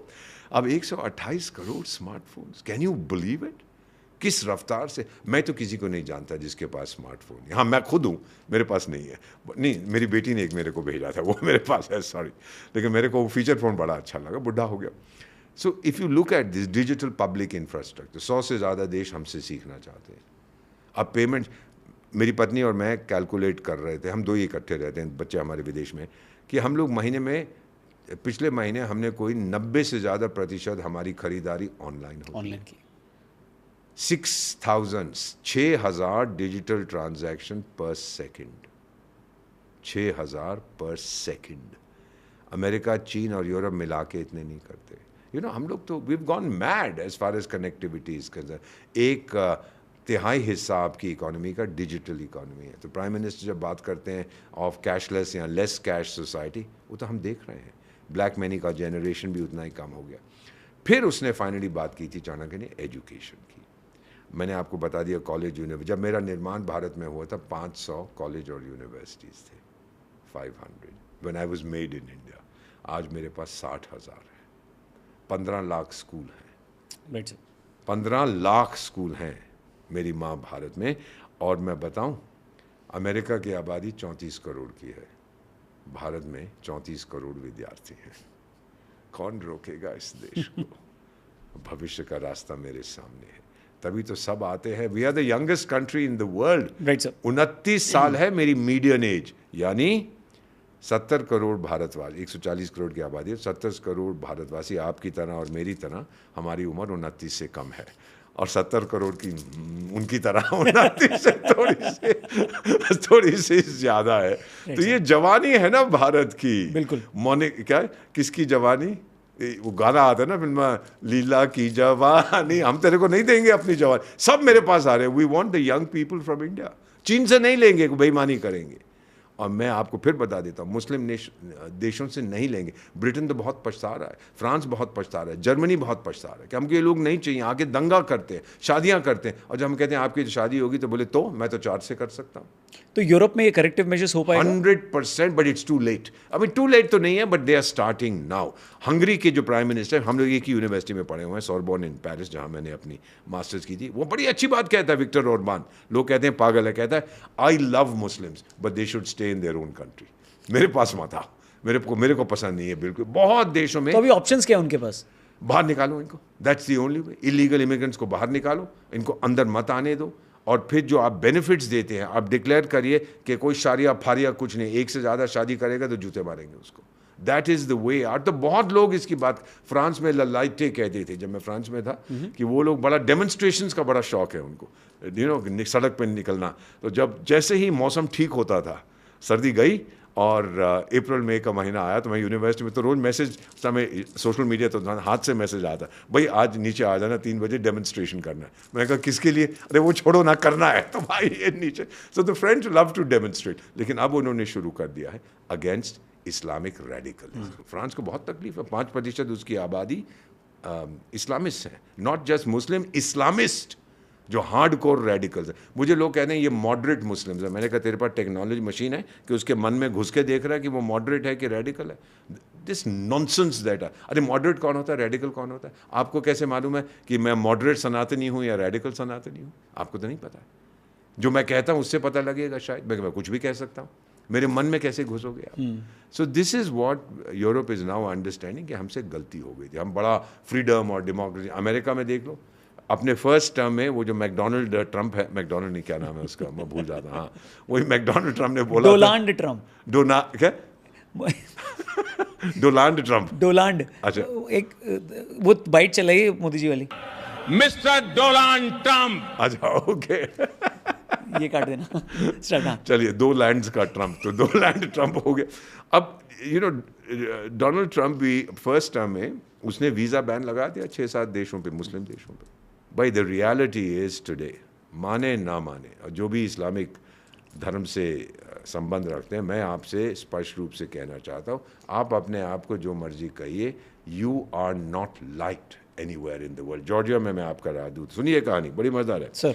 जॉर्जिया में मैं आपका राजदूत था। पहले दिन वहाँ की जो इंडियन कम्युनिटी थी, 200-300 लोग थे, टिबिलिसी राजधानी है, मुझे बुलाया डिनर के लिए। मैं कहा यार बिल्कुल मज़ा आएगा, मैं जॉर्जिया में आया हूँ, इंडियन फूड खाएंगे।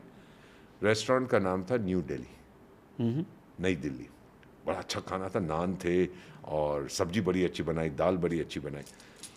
फिर मैंने कहा हमेशा मेरी आदत है कि भाई शेफ़ को ज़रा धन्यवाद बोलूँ। कहते सर मालिक जो है वो खुद ही शेफ़ है। मैं बुलाओ भाई, लेट मी शेक हैंड्स। आया तो मैंने कहा क्या नाम है, कोई मुस्लिम नाम उसने बताया। तो मैंने कहा कहाँ का रहने वाला है बेटा? कहता लाहौर का। तो मैंने कहा इसका नाम न्यू दिल्ली क्यों है? कहता सर अगर मैं इस्लामाबाद रखूँगा तो कौन आएगा यहाँ पर? सही बात है।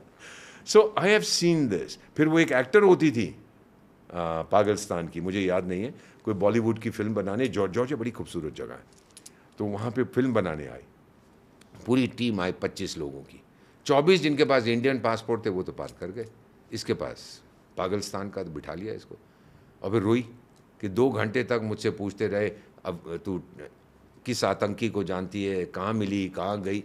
अरे जॉर्जिया को क्या लेना देना, लेकिन वो भी बड़े सतर्क हैं कि हमें भी इस्लामिक टेरर नहीं चाहिए अपने देश के अंदर। तो ये चीज़ें हैं जो right sir, which is the reality. You know, आप जितना मर्जी डिनाई करिए ठीक है कि नहीं है बड़े अच्छे लोग, अरे अच्छे लोग अपने घर में, वो हमने क्या है, हमने देखी है इन लोगों की हकीकत, लेकिन दिल के खुश रखने को गालिब ये ख्याल अच्छा है। सर। एक डिप्लोमेट के लिए, एक एम्बेसडर के लिए सबसे रिस्की कंट्री कौन सी है?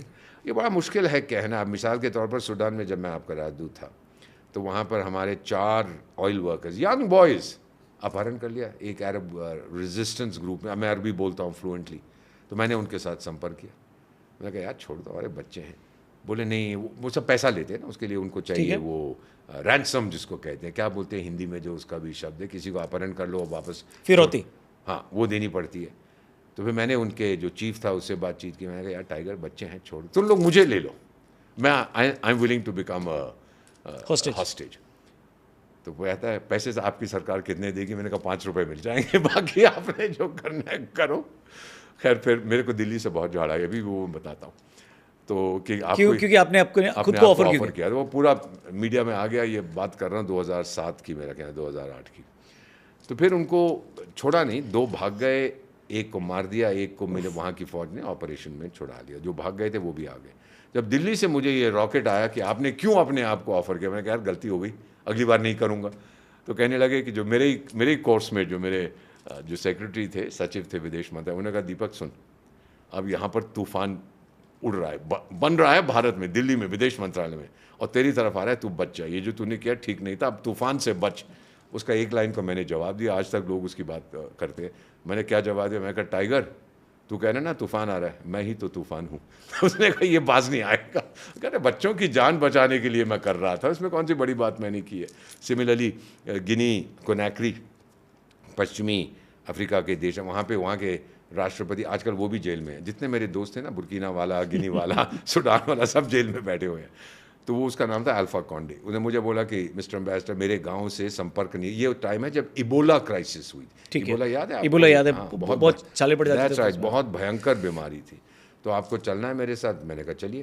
कहता कोई गोरा एम्बेसडर नहीं जा रहा क्योंकि वहाँ टीवी कवरेज नहीं है, ये नहीं है, वो डरते हैं। तो गए, तो उसका गांव जहाँ पे भी था 300 या 350 लाशें पड़ी थी, सब मर गए थे उसके कारण, क्योंकि उस देश में कनेक्टिविटी नहीं है, हॉस्पिटल्स नहीं थे, जाना बड़ा मुश्किल था।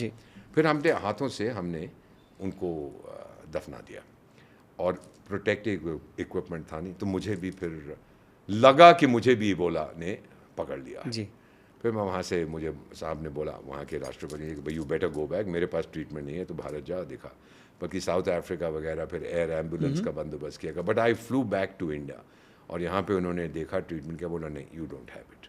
तो चलिए, but I was willing to, बेटा भारत का राजदूत, हमारी परंपरा क्या है, हम तो जान देते हैं ना दूसरों के लिए, राइट सर, यही तो ताकत है, हम भारत माँ कहते हैं। So I was ready to sacrifice myself, there is no question. So main चीज़ भारत के किसी भी देश के राजदूत की ये होती है कि आप उनको साबित कर दो कि आप किस खेत की मूली है। आप बताओ what is inside you, and that is why they love India, they respect us. भाई हमारे पास जब ये क्या नाम था इसका, कोविड का, ये टिंगलिंग ने भेजी थी ना एक कोई बीमारी हमारी तरफ, 2020 की बात है, 21 की बात है, हमारे पास वैक्सीन्स नहीं थी, लेकिन 100 से ज़्यादा देशों के साथ हमने बांटी, मुफ्त में दी उनको। क्यों? मेरे चाचा है, मेरे भतीजा है, मेरे ससुर है, मेरे दामाद है, नहीं बेटा हमने दी, हम बहुत अच्छे लोग हैं, हम किसी का दुख नहीं देखते। और फिर हमने डॉक्टर्स अपने भेजे हैं उन देशों में जहाँ पे कोविड का प्रकोप था, उनको बचाने के लिए, ट्रेनिंग देने के लिए। इसीलिए तो सारे देशवादी जो दूसरे देशों के लोग हैं क्या कहते हैं हमको प्यार से इंडिया वाले, छू लेते हैं दिल के तार से ये इंडिया वाले। हम चले गए, हमारे डॉक्टर्स गए, कई मर गए, 5000 हमारे डॉक्टर्स, बेटा 5000 doctors, nurses, ward boys, ambulance drivers, pharmacologist, they died saving मी। मेरा अपना doctor from the government dispensary, क्योंकि वो प्रोटेक्टिव इक्विपमेंट, 40 साल का था, मैं 70 साल का था उस समय, चला गया, मुझे बचाते। क्या कहूँ उसकी पत्नी को, क्या बोलूँ उसको? He went because of me, he was saving me. I didn't get the virus, but he was, उसके पास इक्विपमेंट नहीं था, कुछ नहीं था, जहाँ पे मैं था बहुत सारे लोग थे, किसी को था, उसको लग गया। He went trying to protect. ये ताकत है। वो मैकडोनाल्ड ट्रम्प ने क्या बोला था, India has been great, we will never forget. Burj Khalifa आपके रंगों में रंगा हुआ है। You know, these are things, these are very powerful messages. पर फिर भी अब समस्या आ रही है आजकल जो हम बात कर रहे हैं, कहते हैं कोई वायरस फिर से आ रहा है, चीनियों ने कुछ और बेईमानी की है, वील डील विद इट। लेकिन सारी दुनिया में अब तो हमारी इतना एक्सपीरियंस है, सारी वैक्सीन्स भारत में बनती है एट्सेट्रा, फिर भी कोई समस्या हुई वो सबसे पहले मेरे पास आएंगे, प्लीज़ हेल्प। उनको पता है भारत मना नहीं करेगा। पर सर आपके कुछ डिप्लोमेट्स पे इल्ज़ाम भी लगे हैं, संजय कुमार वर्मा जी और उनकी टीम को कनाडा में बोला गया। पर उससे पहले जो सवाल मेरा है वो ये है कि क्योंकि आपने महाभारत की बात की और आपने कहा कि भगवान श्री कृष्ण ने अर्जुन से कहा कि मारना नहीं है, वध करना है, तो निज्जर को मारा गया या वध हुआ था? कल सुबह बताऊंगा। क्योंकि उसका इल्ज़ाम संजय जी और उनकी टीम पर ये चलने दीजिए। Sanjay Varma is one of our best ambassadors, outstanding. और वो एक बेवकूफ़ होता था वहाँ, उसका मैं नाम बताता हूँ आपको, जस्ट आउट वो जो प्राइम मिनिस्टर ट्रूडो, जस्टिन या just out, just out Trudeau, ऐसा कुछ था, जस्ट आउट, तो आउट हो गया ना अभी, तो आउट हो गया। वो बेवकूफ़ था। अरे अब मैं उसके बारे में मुझे आई लाइक द फेलो, उसका सेल्फ कॉन्फिडेंस ज़ीरो, हर चीज़ में। हाँ, I spoke to my allies and our friends and our partners. अबे कमीने, मैं किसी से बात नहीं करता जब तेरे साथ मेरी दुश्मनी है, मैं डायरेक्टली डील कर। We have spoken to our allies and we have said Bharat के छोले मत खाना। अबे कमीने, तू अपने एलाइज और फ्रेंड्स के साथ ये बात कर रहा है, बेवकूफ़। I am very please. उसने इतना नुकसान किया उस देश का। हम वो कनाडा के लोग ही कहते हैं हमारी समस्या इन्फ्लेशन है, हाउसिंग है, ये है, वो है। उसको कोई फ़र्क ही नहीं था, वो तो छोकरियों के पीछे दौड़ता। उसकी पत्नी भी भाग गई थी उसको छोड़ के। अच्छा, ये तक नौबत आ गई थी कि वो हर जगह पहुंच जाता था, जहाँ पे सरदार निज्जर जी उसको बुलाते थे, यहाँ सिख कम्युनिटी, तो वहाँ जाके ऐसे ऐसे करता था कि जी मैं भांगड़ा सीख लिया, भारत में भी आया था, ऐसे ऐसे कर। लोगों ने कहा यार इसको क्या बात है, ये तो जो डांस कर रहा है ये तो लगता है कि वो कौन सी वो क्या है, वो कोलकाता में जो बाज़ार है जहाँ ये शीला की जवानी वाली नाचती है ना, जो ये वैसा कर रहा था खड़ा हो गया, बेवकूफ़ आदमी। अच्छा हुआ चला गया। अब आप कोई नाम नहीं सुनते उसका, बिल्कुल। लेकिन जो नुकसान उसने अपने देश को किया, Sanjay Varma is outstanding diplomat. I mean there is no question. हमने अगर किसी को आज का हम क्यों मरवाएं भाई? आजकल तो एक नई संस्था शुरू हो गई, अज्ञात लोगों का क्लब। वो कौन है उसका प्रेसिडेंट? पता करो ना कौन है। वो तो मारते फिरते जिसको अननोन गनमैन। अननोन गन में। और फिर एक दूसरा भी है वो सद्दाम नुन्नू नहीं पुन्नू ऐसा ही कुछ नाम है उसका, वो भी CIA का आदमी है, कोई अमेरिका में कभी कनाडा में कभी, और बड़े बड़े ओ मैं ये कर दूंगा वो, अरे कर ना कमीने, तेरे में दम कहाँ है, तू यहाँ आ जा, तेरे को बताएंगे कौन होता है। सुन भाई पुन्नू, और ये जो क्या है ये फूल मार्शल जो इसको बना दिया है पाकिस्तान वालों ने, वही पिंजड़े वाली मुनरिया वही वाला है, गाना नहीं है पिंजड़े वाली उड़ उड़ बैठी हलवैया दुकनिया हाय, शब्द रस तो इसने ले लिया, क्या बचा तेरे लिए पिंजड़े वाली मुनरिया। मैं एक चीज़ पिंजड़े वाली सुन, मैं सीधा आंख से आंख मिला के, क्योंकि अब भारत आंख झुका के नहीं, आंख उठा के नहीं, आंख से आंख मिला के बात करता है। अगर तू ये पॉडकास्ट देख रहा है और ये बहुत पॉपुलर है, रौनक साहब की जो पॉडकास्ट है पूरी दुनिया में, मैं एक संदेश तेरे को देख रहा हूँ, सुन। तूने 26 हमारी बेटियों का सिंदूर मिटाया था ना, उन 26 के 26 को तेरे खून से हम सिंदूर देंगे। ये मैं धमकी नहीं दे रहा तेरे को मुनरिया, ये एक पठान का वादा है। और एक चीज़ तेरे को और बताता हूँ पठानों के बारे में। किसी ने कहा है भगवान आपको बचाए शेर के दांत से, कोबरा के जहर से और पठान के बदले से। ये मेरा बदला होगा। तू देखता जा, भाग जहाँ भाग सकता है, दुनिया के किसी कोने में चला जा। इतना याद रख कि मैं भारतवासी इसलिए नहीं हूँ कि मैं भारत में बसता हूँ, मैं भारतवासी इसलिए हूँ कि भारत मुझ में बसता है। मैं आऊँगा मुनरिया और देख तेरा क्या हाल करूँगा। रुक जा, मैं आ रहा हूँ। सर आप एम्बेसडर रहे इतनी सारी कंट्रीज में, और मुनरिया के लिए मेरा स्पेशल मैसेज था। Thank you very much. पिंजड़े वाली मुनरिया भेज देना उसको। बिल्कुल सर, एक टेप भेज देना उसको। देख लिया होगा। इनफैक्ट हमारे कई चैनल हैं, उसमें से एक आध चैनल पाकिस्तान में बैन भी हो गए। ओह वेरी गुड, मुबारक हो मुबारक हो। उसको उन्होंने बैन कर दिया। वो कह रहे थे कि आपका कंटेंट हम अपने देश में नहीं दिखा सकते। क्यों? वो तो बड़ा फ्रीडम ऑफ स्पीच होता है वहाँ पे। और वो कौन है वो क्रिकेट खिलाड़ी जो एक होता था, डिम क्या नाम है उसका, आजकल जेल में बैठा हुआ है। हाँ, बैठे नहीं हुए, औंधे मुँह लेटे हुए हैं उनके साथ। मतलब वो ऐसे नहीं लेट पाते क्योंकि शायद कुछ हो गया तो इसलिए। पीठ में बहुत ठोक दिया उसको। पीठ नहीं, उससे थोड़ा नीचे। अच्छा नीचे मारा। तो उसको जेल में पीठ से नीचे, जांग से ऊपर। He is a very understand, he is a very popular leader कहते हैं amongst the people of that country, लेकिन उसको भी जेल में बंद कर रखा। क्या पाकिस्तानी आवाम बेवकूफ़ है क्या, या नहीं? नहीं, मैं आपको एक चीज़ बताऊं, उनके पास और कोई तरीका नहीं है, ये ऑप्शन नहीं है कोई ऑप्शन। ये जो आप लोग चीन के साथ दोस्ती करें, भाई आप पाकिस्तानी आवाम आपसे पूछो चीन का आपका सिमिलैरिटी क्या है? वो अभी तक तो Islamic People's Republic of China बना नहीं है। वो इस्लाम से नफरत करता है, सुनिए, नफरत करता है आपसे, क्योंकि आप बड़े ही इस्लामिक बने फिरते हैं। इस्लामिक दुनिया का शहंशाह कौन है भाई? पाकिस्तान कहता है मेरे पास न्यूक्लियर बॉम्ब है तो मैं हूँ। सऊदी अरेबिया कहता है चुप, झापड़ मारूंगा, दोनों मस्जिदें तो मेरे पास है, मैं हूँ, पैसा भी मेरे पास है। तुर्की कहता है अबे चुप करो दोनों, मेरे पास देख कितनी, मैं नेटो का मेंबर हूँ, मैं हूँ।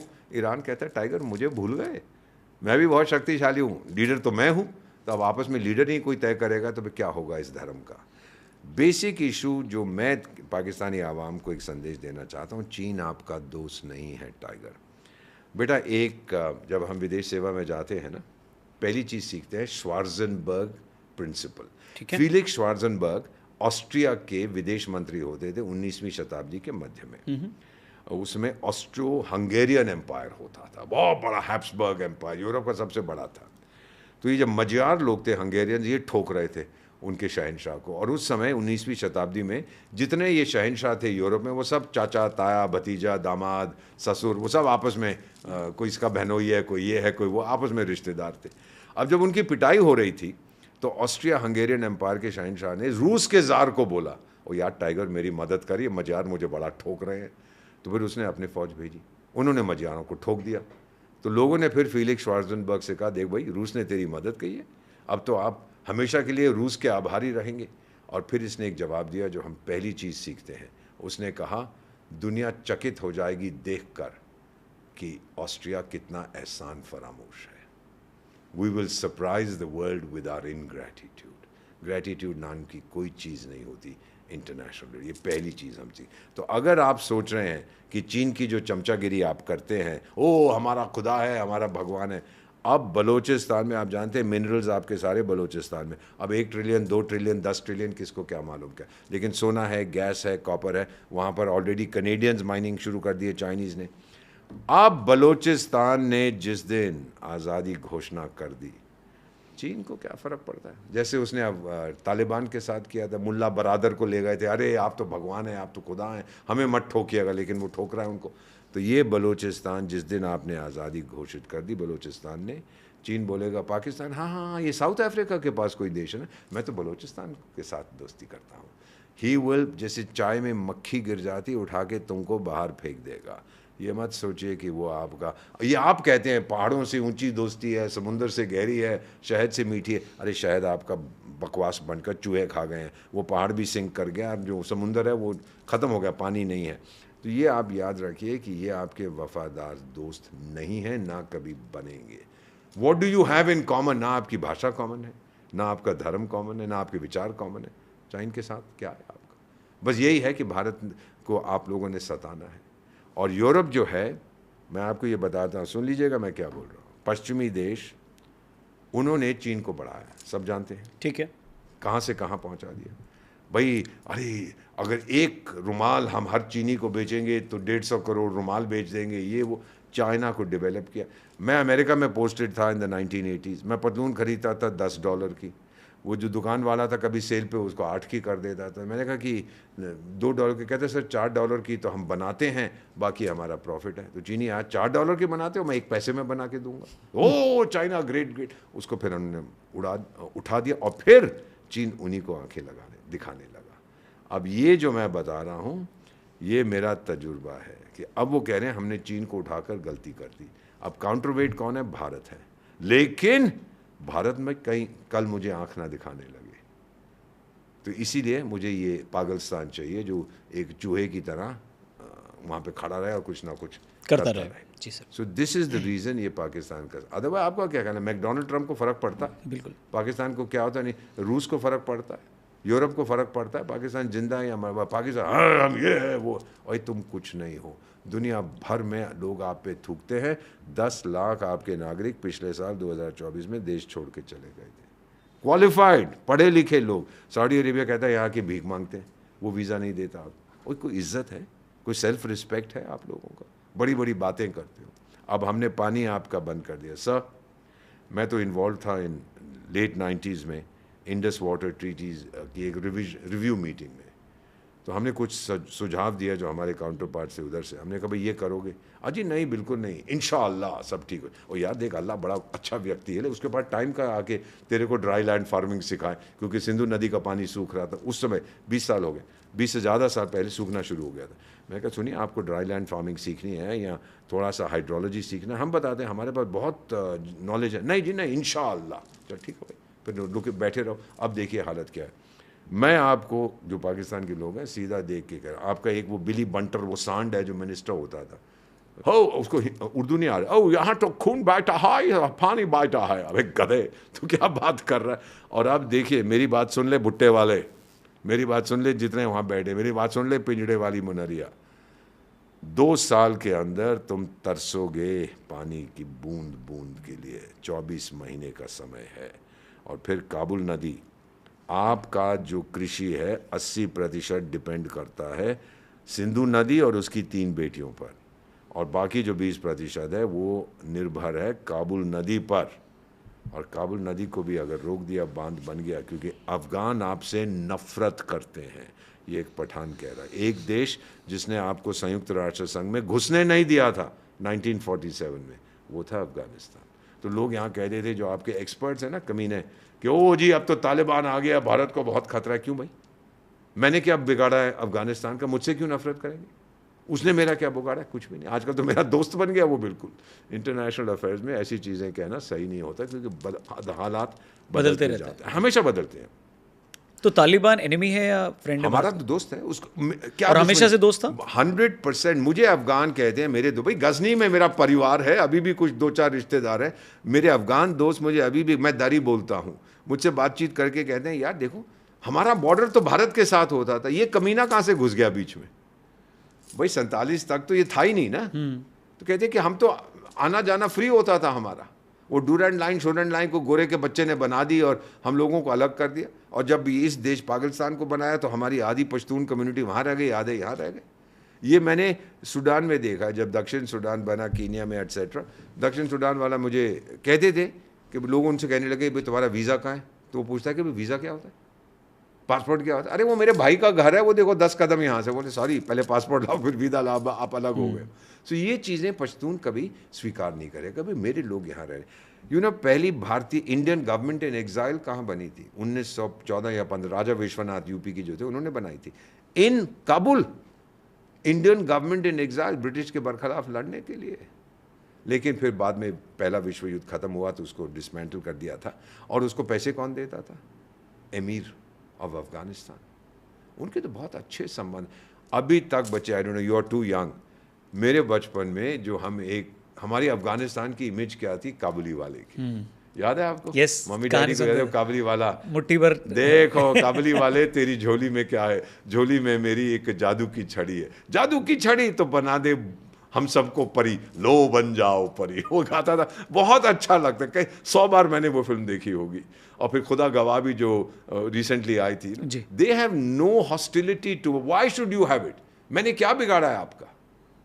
आपने मेरा कुछ नहीं बिगाड़ा, ना मैंने आपका कुछ। बल्कि मैं तो हजारों अफगानों को ट्रेनिंग देता हूँ, मैं आपकी फौज को ट्रेनिंग देता हूँ। They love India, there is no question about. So वो आपको अपने रिलीजन के एंटाई नहीं मानते? 100%। रिलीजन उनके लिए देश है, हम अपने देश में करेंगे ना, बाहर क्यों जाके हम करें? They have, you follow Islam करिए, but when you begin to hurt me, फिर मैं जवाब दूंगा।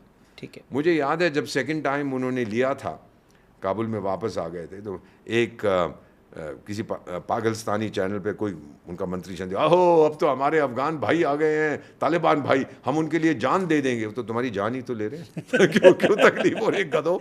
अब क्यों पछता रहे हो? और अभी उनका आर्मी चीफ कहता है, देखो जी मैं क्या करूं, मैं तो इतना अच्छा आदमी हूं, लेकिन वो तो मेरी बात ही नहीं सुनते। वो TTP, वो तहरीक तालिबान पाकिस्तान को इनकरेज कर रहे हैं, मेरी बात ही नहीं सुनते। अच्छा, तेरा तो एक वो होता था, वो इंटेलिजेंस वाला जो वहाँ पहुँच गया था जब तालिबान की दूसरी बार आए, तो वो तो जाके कहते जी मैं सरकार बना के आता हूँ। आजकल वो भी जेल में बैठा हुआ है, वो जो इंटेलिजेंस वाला था। एक अफगान मुजाहिद मुझे कहीं मिला था किसी देश में, मुझसे बातचीत हुई जब तालिबान वापस, फर्स्ट टाइम जब तालिबान आया था 1994 में, तो उसने मुझे एक चीज़ कही थी। ही सेज, एम्बेसडर मैं आपसे एक चीज़ कहूँ कि पाकिस्तानियों ने कोशिश की थी, पाकिस्तानियों ने, कि हमें बताएं जंग कैसे लड़ेंगे। कहता हमने उनसे पूछा, टाइगर वाई शुड आई, मैं मुजाहिद जो कभी जंग हारा नहीं है अफगान, मैं राय क्यों लूँ आपसे जो कभी जंग जीते नहीं है? वाह। कि मैं कभी जंग हारा नहीं हूँ, तो मैं आपकी बात क्यों सुनूं? आप तो कभी जंग जीते नहीं है बेटा। ये बड़ी चीज़ है अफगानों के बारे में। एंड बलूचिस्तान, कभी अगेन, नवाब अकबर खान बुगती होते थे, उनके बहुत लीडर थे, वो चीफ मिनिस्टर भी थे, गवर्नर भी थे, फिर सरकार से अनबन होगी तो मुझे बेटा कहते थे। न्यूयॉर्क में हम मिलते थे, and when I was posted there, very fine, very handsome chap, Bugti community के थे। तो कई बार मुझसे कहते थे कि तू आ जाना हमारी तरफ बलूचिस्तान। मैंने कहा सर महामहिम मुझे बख्शो। कहते अरे क्या फ़र्क पड़ता है, वहाँ तो बहुत सारी होंगी। मैं कहा सर एक तो संभाली नहीं जाती और कहाँ से मैं लूँगा। फिर उसको मार दिया था, किसी केव वगैरह में छुपा हुआ था। तो उसने मुझे एक चीज़ कही थी, बेटा उस समय मुझे समझ नहीं आया क्या कह रहा है। कह रहे थे कि शायद 1947-48 में हमने गलती कर दी थी, क्योंकि खान ऑफ कलाट, कलाट तो दिल है बलूचिस्तान का। खान ऑफ कलाट ने कहा, जब ये क्रिप्स चिप्स मिशन आया था भारत के सेकेंड वर्ल्ड वॉर के दौरान, कि ये करेंगे वो करेंगे, तो खान ऑफ कलाट ने उस मिशन को, ब्रिटिश मिशन था, कि बोला भाई देखो अगर भारत छोड़ के जा रहे हो तो मैं तो आज़ाद हो जाऊँगा, क्योंकि मैं शुरू से आज़ाद था। और उसकी जो लीगल पोजीशन जी किसने वो गोरे के सामने रखी थी मालूम है? उस वकील का, बड़ा शातिर वकील था, उसका नाम था मोहम्मद अली जिन्ना। और फिर जब वो गवर्नर जनरल बन गया, अपनी फौज भेज के खान और कलात को पीट के तो कलात को और बलूचिस्तान को हासिल कर लिया। सो बलूच जो हैं, they are a very good people. मेरे तो बहुत से दोस्त हैं बलूच, मिलता रहता हूँ, इनकी मीटिंग्स होती रहती है, मैं जाता हूँ, खुले आम जाता है, आई डोंट केयर। बस ये पहले इनके पास नंबर्स की कमी थी, अब तो इन्होंने सुइसाइड बॉम्बिंग शुरू कर दी है और ट्रेन को हाईजैक कर लेते हैं, शहर को पकड़ लेते हैं। अरे कहाँ गई मुनरिया तेरी फौज? अब तो मैंने ये भी सुना है, एंड ट्रू, पाकिस्तानी आर्मी या सिविल सर्वेंट जिनकी बलूचिस्तान में पोस्टिंग होती है, वो इस्लामाबाद फोन कर, मम्मी डैडी जाके किसी को बोलो मुझे वापस बुला ले यहाँ से। ये तो हालत है, सर। अब ऑपरेशन सिंदूर के बाद और जब ये so called cease fire Trump ने, सीज फायर तो नहीं था, हाँ इसलिए मैंने ट्रंप ने अनाउंस किया, ये बोला मैंने। hostility, हाँ। ऑपरेशन सिंदूर के बाद कुछ लोगों की कंप्लेंट, शिकायत या दुख ये है कि यही वो मौका था जब पाकिस्तान ऑक्यूपाइड जम्मू कश्मीर आप ले सकते थे, अब आपने ये चांस मिस कर दिया, अब आप नहीं ले पाएंगे। कैसे लेते, फिर जाके लड़ते वहाँ पे, लेना उसको। Let me put it you like this, हमारी ट्रेनिंग क्या होती है, आप मीडिया है, आप मुझे बताते हैं क्या हुआ है, मैं समझने की कोशिश करता हूँ क्यों हुआ है, वो हमारी ट्रेनिंग होती है। मान लीजिए मैंने कल ले लिया, एक तो 20 लाख वहाँ पे बैठे हुए हैं, कुछ बहुत से उनमें से कट्टर हैं। Do I want 20 lakh? I don't no. और ले भी लिया, फिर वॉट? अगर जंग के जरिए मैंने लिया, फिर वॉट? बहुत नुकसान होगा दोनों तरफ, लोग मारे जाएंगे। Do I want that? Kargil में क्या हुआ था, ये मैं आपको एक चीज़ बता देता हूँ बेटा, अब इसको सुनिएगा, मैं अक्सर इसकी बात नहीं करता। एक बहुत मशहूर जर्मन 18वीं 19वीं शताब्दी में थे, उनका नाम था जॉर्ज कहते हैं, जॉर्ग विल्हेल्म हेगल, HEGEL। वो एक फिलोसोफर हिस्टोरियन थे। तो उनकी एक बड़ी मशहूर कहावत है जो कार्ल मार्क्स कहते हैं, कार्ल मार्क्स ने कही थी, लेकिन ये हेगल की है, कि इतिहास में हर चीज़ 2 बार होती है। पहली बार as tragedy and second time as farce, as मजाक। यानी कहना चाहते थे कि इतिहास का सबक यह है कि इतिहास का कोई सबक नहीं है, लोग इतिहास से सीखते नहीं है। तो मैंने ये क्या देखा है, आपको याद होगा कारगिल की लड़ाई में वो एक होता था मशरूम, वहाँ का उसका नाम क्या, मुशर्रफ कोई था उनका जनरल, मुशर्रफ ऐसा कुछ था। तो उसने बाद में बयान दिया कि भाई मैं तो जंग जीता हुआ था, और ये बदमाश जो अपने आप को शरीफ कहता है, ये अमेरिका पहुंच गया और बिल्लू भाई क्लिंटन के पैर पर, वही अपना पंजाब का जो वहाँ का प्रेसिडेंट था बिल्लू भाई क्लिंटन, उसके पैर पकड़ लिए कि बचाओ, मैं मर गया। तो बिल्लू भाई ने फिर हमारे उस समय प्राइम मिनिस्टर थे अटल बिहारी वाजपेयी, उनसे बात की। हो सकता है लोग आप कहते हैं कि वहाँ पे कुछ एसेट्स थे, न्यूक्लियर एसेट्स अमेरिका के भी वहाँ रखे हुए थे, उन्होंने कहा आप बंद करिए इस जंग को। तो अटल बिहारी वाजपेयी साहब ने कहा कि आप बताइए, आपने मुझे फ़ोन किया, क्या करूँ मैं, मेरी फ़ौज तो कह रही है हम नहीं रुकने वाले जब तक ये सब भाग ना जाए। कहता अच्छा ये बदमाश जो शरीफ है, कहता मैं सबको वहाँ से बाहर निकाल दूँ। क्या अमेरिका ने मध्यस्थता की? क्या हमने उनकी बात सुनी? नहीं। बाद में इस मुशर्रफ ने कहा कि मैं तो जीत गया था, ये बदमाश जो शरीफ कहता है इसने जाके सब कुछ मेरा चौपट कर दिया अमेरिका में, तो उसको बाहर निकाल दिया। So that is the first time this happened. उसने सारा आरोप, ब्लेम लगाया इस कमीने पर, ये बदमाश जो अपने आप को शरीफ कहता है, नवाज शरीफ। हाँ, ठीक है। ये जो मुशर्रफ है, क्या नाम है, रंगरेज मुशर्रफ, तो इसने जाके सारा उसके ऊपर लगा दिया। अब क्या होगा सुनिए सर, अब जो उसका भाई उस शरीफ बदमाश का, जो दूसरा छोटा शरीफ बदमाश है, उसने क्या बोला, ओ जी मेरे आर्मी चीफ ने मुझे फ़ोन किया, सर भारत हाथ जोड़ रहा है, कह रहा है कि आप अब जंग को बंद कर दीजिए, आपकी इंस्ट्रक्शंस क्या है। अब एक कमीने, तू तो उसके घर में जाके जूते पॉलिश करता है, वो तुझसे इंस्ट्रक्शन मांगे। सुनिए इसमें चाल है, चाल ये है कि मैंने उसको इंस्ट्रक्शन दिया कि कोई बात नहीं, अब आप जो है गोलाबारी बंद कर दो। मेरी बात सुन लीजिएगा सर, यही आदमी, ये पिंजड़े वाली मुनरिया, जब ये बाहर निकालेगा इसको, बोलेगा देखो जी मैं तो जीत रहा था, इसने जंग बंद करवा दी। सेम होगा आप कह रहे हैं? सेम, उसी यही चीज़। इसीलिए तो हेगल ने कहा, पहली बार as tragedy, second time as farce, as मजाक। ये नहीं समझ रहा, ये बेवकूफ़, अनपढ़ है काफ़ी, ये समझ नहीं रहा। मैं कहा 18वीं 19वीं पत्नी है उसकी इस समय, समझ नहीं रहा कि ये जो तूने बकवास कर दी है, ये तूने अपने आप नहीं कहा, ये जनरल साहब ने बताने की कोशिश की है दुनिया को कि हमारा सिविलियन कंट्रोल है, और तू फंस गया उस ट्रैप में। अरे मुझसे पूछा होता, मैं कहता गधे मत फंस इसके अंदर, ये इसी का प्रयोग करेगा। ये तो सारे वीडियोस हैं टीवी चैनल्स पे, तूने कहा बिल्कुल कि देखो जी ये खुद कह रहा है, इसने मुझे रोक दिया, नहीं तो मैं तो दिल्ली पहुंच गया था। Live with it.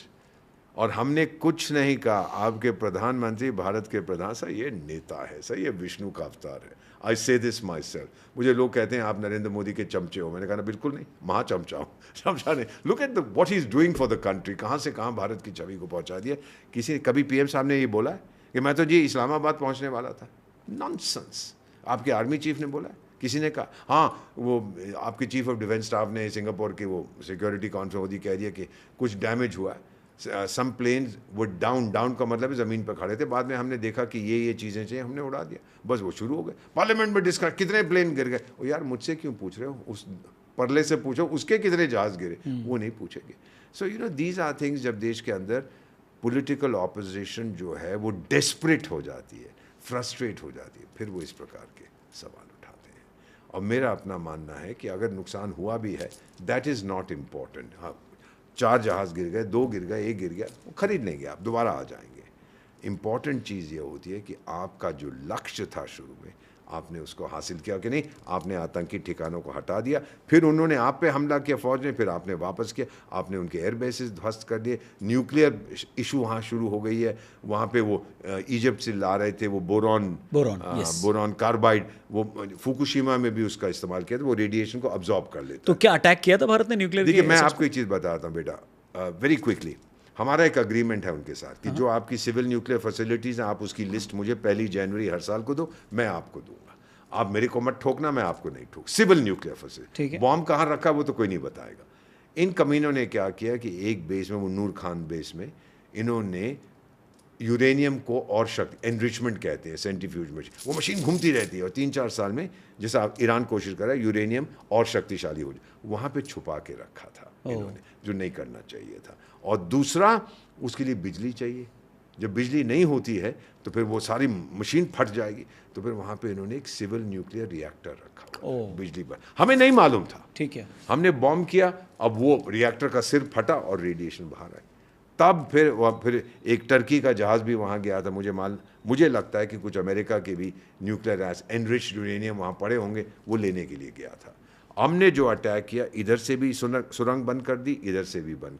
कहते हैं कि 100 से ज़्यादा उनके फौज के लोग वहाँ जो काम कर रहे थे वो दब गए हैं, मल बाहर तो आ नहीं सकते, जिंदा हैं मर गए हैं किसी को नहीं पता। अब तो ख़त्म हो गया, 1000 साल तक तो कोई वहाँ जा नहीं सकता क्योंकि रेडिएशन इतना हो गया। तो वेस्टर्न मीडिया में ये सब क्यों नहीं आता सर? क्योंकि वेस्टर्न मीडिया क्या चाहता है, उसका इंटेंशन क्या है।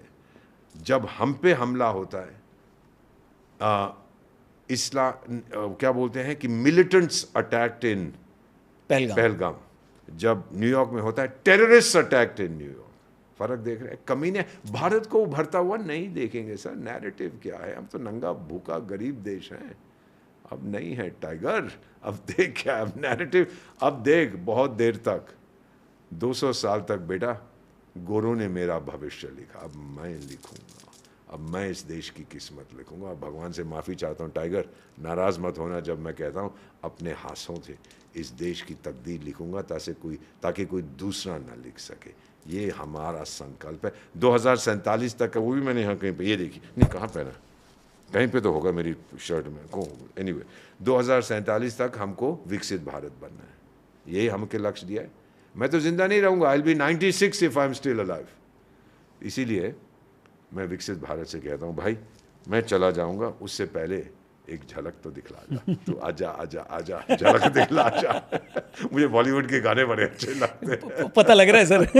तो एक झलक दिखला जा मेरे को विकसित भारत की। और ये 5 साल में पीएम साहब ने कुछ लोगों से पूछा था, मैं शरीक था वहाँ पे, कि भाई हमने तो 2047 का कह दिया, हमें विकसित भारत दे दोगे? तो जवाब हमने यही दिया था कि सर दे देंगे विकसित भारत आपको, 2047 से बहुत पहले आपको दे देंगे। पर सर अगेन अगर मैं फिर से सवाल पे आऊँ, बिल्कुल, पाकिस्तान ऑक्यूपाइड जम्मू एंड कश्मीर, और ये ना मेरा 2047, हाँ, इसकी फोटो खींच लेना भाई। हाँ, तो पाकिस्तान ऑक्यूपाइड जम्मू एंड कश्मीर को वापस लेना अपने आप आएगा, अपने आप आएगा 100%। क्योंकि बिल्लू भाई क्लिंटन, फिर से मैं उनकी बात करता हूँ, बिल्लू भाई क्लिंटन की जब इलेक्शन लड़ रहे थे 1990 में, लोगों ने कहा कि तेरे के लिए वोट क्यों करें, जॉर्ज बुश के लिए क्यों नहीं? बोला इट्स द इकोनॉमी स्टूपिड। जब आपकी आर्थिक व्यवस्था मजबूत होती है सब भाई, जो भारतवासी अमेरिका भागते थे 70s, मेरा my own brother my sister 70s 80s 90 में क्यों भागते थे? कि यहाँ पे उनको मार पड़ती थी, क्यों भागे अमेरिका? इकोनॉमिक रीजन, दे वर इकोनॉमिक रेफ्यूजीज। जो यूरोप जाते थे क्योंकि वहाँ पे आर्थिक व्यवस्था मजबूत थी। So it's basically economic. Kashmir के लोग देख रहे हैं, वहाँ 600 रुपये किलो की चीनी खरीदते हैं, आप यहाँ देख लीजिए कितने की, 800 रुपये किलो के चावल खरीदते हैं, आप यहाँ देख लीजिए। डेवलपमेंट यहाँ देखिए, सिनेमा हॉल्स देखिए, अब तो शिकारा देखिए, होटल्स देखिए, 5 स्टार होटल्स कितने आगे, फिल्में शूट हो रही है, विदेशी आ रहे हैं। पिछले साल मेरा ख्याल कितना था, 2.2 करोड़ टूरिस्ट वहाँ गए हैं, फुटफॉल। तो यहाँ वहाँ तो कुछ भी नहीं है ना। जब एक बार मैं स्पेन में आपका उपराजदूत था, तो वो हुआ था ना हमारा पार्लियामेंट पे हमला, तो फिर फेस ऑफ हो गया था दोनों सेनाओं के बीच जी। तो स्पेनिश सरकार ने एक एडवाइजरी इशू की कि भाई 25-30 हज़ार स्पेन के लोग आते थे भारत, कि आप लोग मत जाइए, वहाँ तनाव है। तो मैंने फ़ोन किया उसको उनका जो हमारा डिवीज़न का हेड था, मैंने कहा क्या बकवास कर रहे हो, ये तो सिर्फ बॉर्डर पे है भाई, आपके लोग तो दक्षिण भारत में जाते हैं, वहाँ तो कुछ भी नहीं है। कहता है सॉरी विड्रॉ कर लिया। तो एक दिन कहीं मेरा जो पाकिस्तानी काउंटर पार्ट था, मैंने कहा यार सुन, जब मैंने तो ये किया वो हटा दिया, तुमने कुछ बोला कि नहीं? कहता है एम्बेसडर साहब, मैं डेप्यूटी था, मिनिस्टर, कहता है मिनिस्टर साहब आपके यहाँ तो 25,000 जाते हैं, मेरे यहाँ तो 5 भी नहीं आते, मुझे क्या फ़र्क पड़ता है? मैं क्यों उनको बोलूँ? पाकिस्तान कब से टूरिस्ट डेस्टिनेशन बन गया? अब तो है, पर्यटक जाते हैं भारत में, बहुत बड़ी इंडस्ट्री है पाकिस्तान में। कुछ जिस दिन वो समझ जाएंगे कि वो नॉन एंटिटी हैं। मैं कंक्लूड करना चाहता हूँ with one message again sir, अगर आप इजाज़त दें। जितने पाकिस्तानी ये लोग देख रहे हैं कार्यक्रम, मैं आपको बता दें, आपकी ज़िंदगी से दुनिया को कोई फ़ायदा नहीं, आपकी मौत से दुनिया को कोई नुकसान नहीं। इसीलिए मेरा आपसे ये कहना है कि बदल जाओ। अब मुझे मालूम है आप नहीं बदलोगे, क्योंकि आपके मन में जहर है, दिमाग तो आपने पिंजड़े वाली मुनरिया को दे दिया। क्यों ऐसा करते हो? क्यों ये बातें करते हो? क्यों धर्म को लाते हो हर चीज़ में? क्यों 18 पत्नियां रखते हो? औरत को अधिकार क्यों नहीं देते कि 18 पति वो रखे? अरे सनातन बहुत खूब, मैं नहीं कह रहा कि सनातन ही बन जाओ आप सब, मैं आप सब से यही कह रहा हूँ कि जो आपके विचार हैं आपको मुबारक हो। क्यों मेरे पीछे पड़े हुए हैं? क्यों आप अपने विदेशी मालिकों की नौकरी करना चाहते हो? क्यों उनके जूते साफ करना? क्यों? कोई आप में आत्मसम्मान नहीं है? सेल्फ रिस्पेक्ट कहाँ गया? आप करिए, आपको पैसे दे रहा है डोनाल्ड ट्रंप, IMF दे रहा है, भले ही आप आतंक में इन्वॉल्व हैं, करने दीजिए। कब तक चलेगा? 2 महीने के बाद वे भी ख़त्म हो जाएगा, आप फिर भीख मांगने पे आ जाएंगे। मुझे कोई जल्दी नहीं है, मैं तो अमर हूँ, मैं भारत हूँ, सदियों से मैं जीता रहा हूँ, सदियों से मैं जीता रहूँगा, सदियों तक मुझे कोई कुछ नहीं कर सकता। बेटा आई एम इटर्नल, ये मेरी कहानी है, ये मेरी माँ है। माँ से बगावत नहीं करते, माँ तो हमेशा के लिए रहती है। यही तो इसीलिए हम कहते हैं ना कि तेरी सूरत से अलग माँ भगवान की सूरत क्या होगी। हमने उसको नहीं देखा, तुझे देखा। Absolutely sir. जब ऑपरेशन सिंदूर चल रहा था तो न्यूज़ चैनल में चल रहा था कि भारत की सेना लाहौर पहुंच गई है। हाँ, वो कहने दीजिए। मेरा ये सवाल है, वॉशिंगटन भी पहुंच गए थे आपने। तो क्या आज के सिचुएशन में, जो आज की दुनिया में, क्या ये पॉसिबल है? क्या ये है कि आप किसी दूसरी कंट्री की एरिया को कैप्चर कर सकते हैं? कैप्चर तो मैं कर लूँगा, फिर हुकूमत करना ना, ये हम लोग कहते हैं, ये मेरा मानना है कि घोड़े की पीठ पर बैठना, किसी देश को के ऊपर आप उसको कैप्चर कर लें, वो तो बहुत आसान है। घोड़े की पीठ से उतर के हुकूमत करना बड़ा मुश्किल। ठीक है, ये मैंने कई बार, पर ये इंडिया का आइडिया भी नहीं है ना, भारत का तो आइडिया क्या मुझे चाहिए इतने सारे और आतंकी? नहीं चाहिए भाई। आप सबको आतंकी बोल रहे हैं? बेटा मैंने अभी तक मैं किसी से नहीं मिला जिसमें ये हिम्मत हो, जो उस देश में रहता है, जो कहे कि हाँ ये आतंक चीज़ ख़राब है। वो कहते हैं हमारे पे आतंक अटैक हो रहे हैं, ये हो रहा है, वो हो रहा है, लेकिन डीप डाउन इनसाइड वो जो नफ़रत है भारत के लिए, उसको हटाना बड़ा मुश्किल है। क्योंकि बचपन से भाई क्या मैं कहूँगा, एग्जिस्टेंस ही उसी पे है उनकी। Survival is based on hatred, hostility towards India. ये आपका 7 साल का बच्चा न्यूयॉर्क में, आपके एक राजदूत, जो उनका राजदूत जो रिटायर होता है ना, कोई पाकिस्तान नहीं जाते, कोई यूरोप चला जाता है, कोई अमेरिका, वो मेरा साथ था कहीं पर, जो भी था उसका नाम, घर पे भोजन के लिए बुलाया, तो मैं गया बड़ी खुशी से, मैं ले गया अपने साथ एक बॉटल भी, मैंने कहा चलिए बैठ के हम लोग आराम से शाम को बातचीत करेंगे। ये कहाँ हुआ था? न्यूयॉर्क में। और फिर उसका, मुझे नॉर्मल होता है कि भैया परिवार से मिलवाइए, तो अपने ग्रैंडसन उसका उस दिन वो बेबी सिटिंग कर रहा था। उसके बच्चे कहीं गए होंगे, तो कहा कि अब मैं, जो भी उसके ग्रैंडसन का नाम था, आया 6 साल या 7 साल का आया, अब मुझे भी देख, वो उसका दादा था, मुझे भी दादा बोला कि दादा कैसे हैं? मैंने कहा बेटा बहुत अच्छा हूँ, खुश हूँ बेटा, बहुत अच्छा है, अल्लाह बरकत दे, ये वो। तो मैंने फिर पूछा, मैं कहा बेटा बड़े होके क्या करोगे? दादा मैं फ़ौज में जाऊँगा। मैंने कहा क्यों बेटा, फ़ौज में क्यों? दादा मैं हिंदुओं को मारूंगा। 7 साल का बच्चा। अब आप बताइए, आतंकी ना बनेगा वो क्या बनेगा आगे बढ़ के? जहर घोल दिया। अरे जब मैं अपना रेडार ऑन, टीवी ऑन करता हूँ, या आप करते हैं रेडार अपना, पाकिस्तान एक छोटा सा बिंदु है। मेरे को तो चीन नज़र आता है, रूस नज़र आता है, अमेरिका ना, इनको जब ये ऑर्डर करते हैं, भारत के अलावा कुछ नज़र ही नहीं आता। हर चीज़ इनकी भारत पे। क्यों भाई? मैं 2011 तक आपकी पर कैपिटा इनकम मुझसे ज़्यादा थी 2011 से, अब मेरी 2.5 गुना आपसे ज़्यादा है। ये खर्चा कितना हुआ है ये जो जंग हुआ है ना, operation Sindoor, as a regression analyst मैंने तो इसका अनुमान लगाया $15 बिलियन। बिलियन में होते हैं 9-0 उनको नुकसान हुआ। जो जहाज़ उनके ख़त्म हो गए, इंफ्रास्ट्रक्चर ख़त्म हो गया, लोग मर गए। बहुत महंगा होता है उसको वापस लेना। एयरवन अर्ली भारत का कितना नुकसान हुआ? जाने दीजिए उसको। तो मैं हमारे लिए क्या, बहुत पैसे हैं। we're almost a $5 trillion economy, हमें we'll absorb it। वो कहाँ से करे, वो फिर मांगेगा भीख किसी से, सऊदी तो देगा नहीं।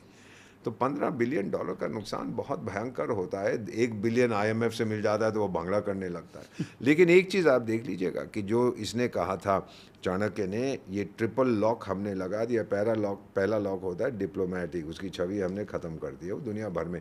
भाई आपने ओसामा बिन लादेन को कहाँ पकड़ा था, कहाँ मारा था? सारी दुनिया के न्यूज़ चैनल्स को पता है पाकिस्तान में मारा गया। सब बच्चों को पता है विदेशों में। कोई जाके कहेगा I am from Pakistan, oh Osama bin Laden, oh you kept him. पहले उसके माइंड में छवि यही है कि आप आतंकी देश हैं। दूसरा जो चाणक्य ने कहा था, जो हम लगाते हैं सर, वो होता है इकोनॉमिक लॉक। PM साहब ने एक बार कहा था, हाथ में कटोरा दे के भीख मंगवाऊंगा, आपकी एकड़ी तो ख़त्म कर दी। वो हमने इकोनॉमिक लॉक। और तीसरा ट्रिपल लॉक जो होता है वो होता है मिलिट्री लॉक, वो हमने दिखा दिया। ये भी चाणक्य ने कहा था। स्ट्रेटेजिक पहले हमने डिले किया, उनको पता नहीं था हम कब मारेंगे, कह दिया था ठोकेंगे, बताया ये स्ट्रेटेजिक डिले। दूसरा होता है स्ट्रेटेजिक डिसेप्शन, आपने ड्रोन शोन भेज दिया, आपने उनका जो इलेक्ट्रॉनिक सिग्नेचर होता है आपने उसको ऑल्टर कर दिया, तो वो सोचो हो जी हमने गिरा दिया उसको। और फिर तीसरा होता है स्ट्रेटेजिक डिस्ट्रक्शन, जो हमने किया। और सुनो, और मुल्लो, चाणक्य की नीति की अगर अंग्रेजी पढ़ लेते हो, चाणक्य नीति की किताब मैं भिजवा देता हूँ, एड्रेस दे देना इसके पॉडकास्ट के कमेंट्स में और मैं आपको भिजवा दूंगा। पढ़िए उसको, चाणक्य ने कहा क्या कहा। और उसका जन्म बाय द वे जो इस समय आपका इलाका है वहाँ पे हुआ था, लेकिन आप मानेंगे या तो कमीने लोग हैं। अरे उसको स्वीकार करो भाई, उसने बहुत कुछ लिखा है और वही हम फॉलो कर रहे हैं। और ये जो मेरा इस समय जो भारत का पता, कितने तो आपके लोग मुझे विदेशों में कहते हैं काश हमारे पास नरेंद्र मोदी जैसा प्राइम मिनिस्टर होता। ये वहाँ के लोग कहते हैं कि उसने कहाँ से कहाँ भारत की छवि को उड़ा दी। भाई गायना का जब प्रधानमंत्री कहता है कि आप यहाँ 5 साल रुकिए मेरे देश की तरक्की करें, इसका मतलब क्या है? यू नो, भारत टेम्पल बन गया, सनातनी टेम्पल, अक्षरधाम वालों का जो स्वामी नारायण टेम्पल वो बन गया। कहाँ सोचा था मैंने 20 साल पहले कि ये होगा, हो रहा है और जगह। और मेरा देखते जाइए सऊदी अरेबिया में भी बनेगा मंदिर कुछ समय के बाद, क्योंकि वो भी अब अपनी दूसरी इमेज बनाना चाह, मॉडरेट, जो भी मॉडरेट होता है, प्रोग्रेसिव। आप लोग रियासत मदीना 7वीं शताब्दी में जाओ भाई, वहीं रहो, क्या फ़र्क पड़ता है। मैं जाऊंगा 22वीं शताब्दी में, आप जाइए 7वीं शताब्दी में, आपको मुबारक हो, आपका रियासत Madina. Sir Russia Ukraine conflict पे कौन चाहता है जंग खत्म हो? नहीं, सवाल ये है कि रशिया से यूक्रेन लड़ रहा है या यूक्रेन की तरफ से कोई और लड़ रहा है? तो पक्का आपको पता ही है, यूक्रेन की बलि चढ़ाई जा रही है। कौन कर रहा है? पश्चिमी देश रूस को कमज़ोर करना चाहते हैं। नेटो में क्यों नहीं लिया आपने यूक्रेन को? मुझे जवाब दीजिए। ये जो स्वीडन है या फिनलैंड को इन्होंने एंट्री दी थी नेटो में, जिस दिन से उसने फॉर्मल आपको एप्लीकेशन देना पड़ता है। मैं तो जानता हूँ सिस्टम को, मैं रहा हूँ उस एरिया में। आप अर्जी देते हैं कि भाई मुझे दाखिल कर लो, फिर वो प्रोसीजर होता है, 11 महीने के अंदर उसको दाखिल कर लिया। और जब ये टूटा था सोवियत संघ, तो आपने 2004 में ये बाल्टिक स्टेट्स, मैं तो राजदूत रहा आपका, एस्टोनिया, लाटविया, लिथुएनिया को आपने 2 साल में कर लिया। यूक्रेन कब से, ये क्या नाम है इसका, बेगिंस्की, ये जो जोकरिंस्की जो भी है, तो ये क्या कहता है, जेलेंस्की, हाँ वही बेगिंस्की, जो भी इसका नाम, भीख मांगता रहता है ना, ये क्लाउनिंस्की, जो भी सर्कस का जोकर है। तो ये कब से कह रहा है कि मुझे ले लो? नहीं लेते। हाँ तेरे को बहुत जल्दी लेंगे। कब लोगे? जब तेरे सारे लोग मारे जाएंगे। नेचुरली ही इज, दुश्मन इज नॉट, दुश्मन इज वन, दैट इज रूस। और अगर लोग कहते हैं, रूस कहता है कि मुझे न्यूक्लियर वेपन यूज करने पड़ेंगे, अगर किया, अरे नेटो में ले लो इसको, तो फिर वो नहीं यूज करेगा। फिर तो article 5, attack on one country is an attack on all NATO members, 32 हैं, इसको ले लो। क्यों नहीं लेते हो? नहीं चाहते हैं, क्योंकि ये बेवकूफ़ है, ये अपने लोगों को मरवाता है। अबे मैं बड़ा बहादुर हूँ। फिर कभी रोता है, कभी कहता है नेटो चोर, बदमाश, डाकू, कभी कहता है नेटो मेरा खुदा है। पागल हो गया ना, इज गॉन मैड। प्रेशर। और अब आज की तारीख आ रही है कि मैंने इतने हमले कर दिए, ये कर दिया, मैं व्लादिवोस्टोक तक पहुँच गया। Absolute nonsense. जिस दिन पुतिन साहब, मैं तो मिला हुआ उनसे सर 3-4 बार, उसी एरिया में, मैं आप भाषा बोलता हूँ, उसी एरिया में मैं आपका राजदूत था। जिस दिन उसका सब्र ख़त्म हो गया, एक आधा न्यूक्लियर दाग दिया, कौन बचाने आएगा इसको? वो मैकरोनी जो फ्रांस वाला है, जो कहता है मैं न्यूक्लियर अम्ब्रेला दूंगा, बेवकूफ़ कहीं का। उनकी वाइफ ने उनको थप्पड़ मारा था क्या प्लेन में, देखा था? 100%। वो उससे मेरे ख्याल 25-30 साल बड़ी है ना उम्र में। मैंने कहा क्या बकवास का बच्चों की तरह खड़क झपड़ मार दिया। वो तो साफ जाहिर था।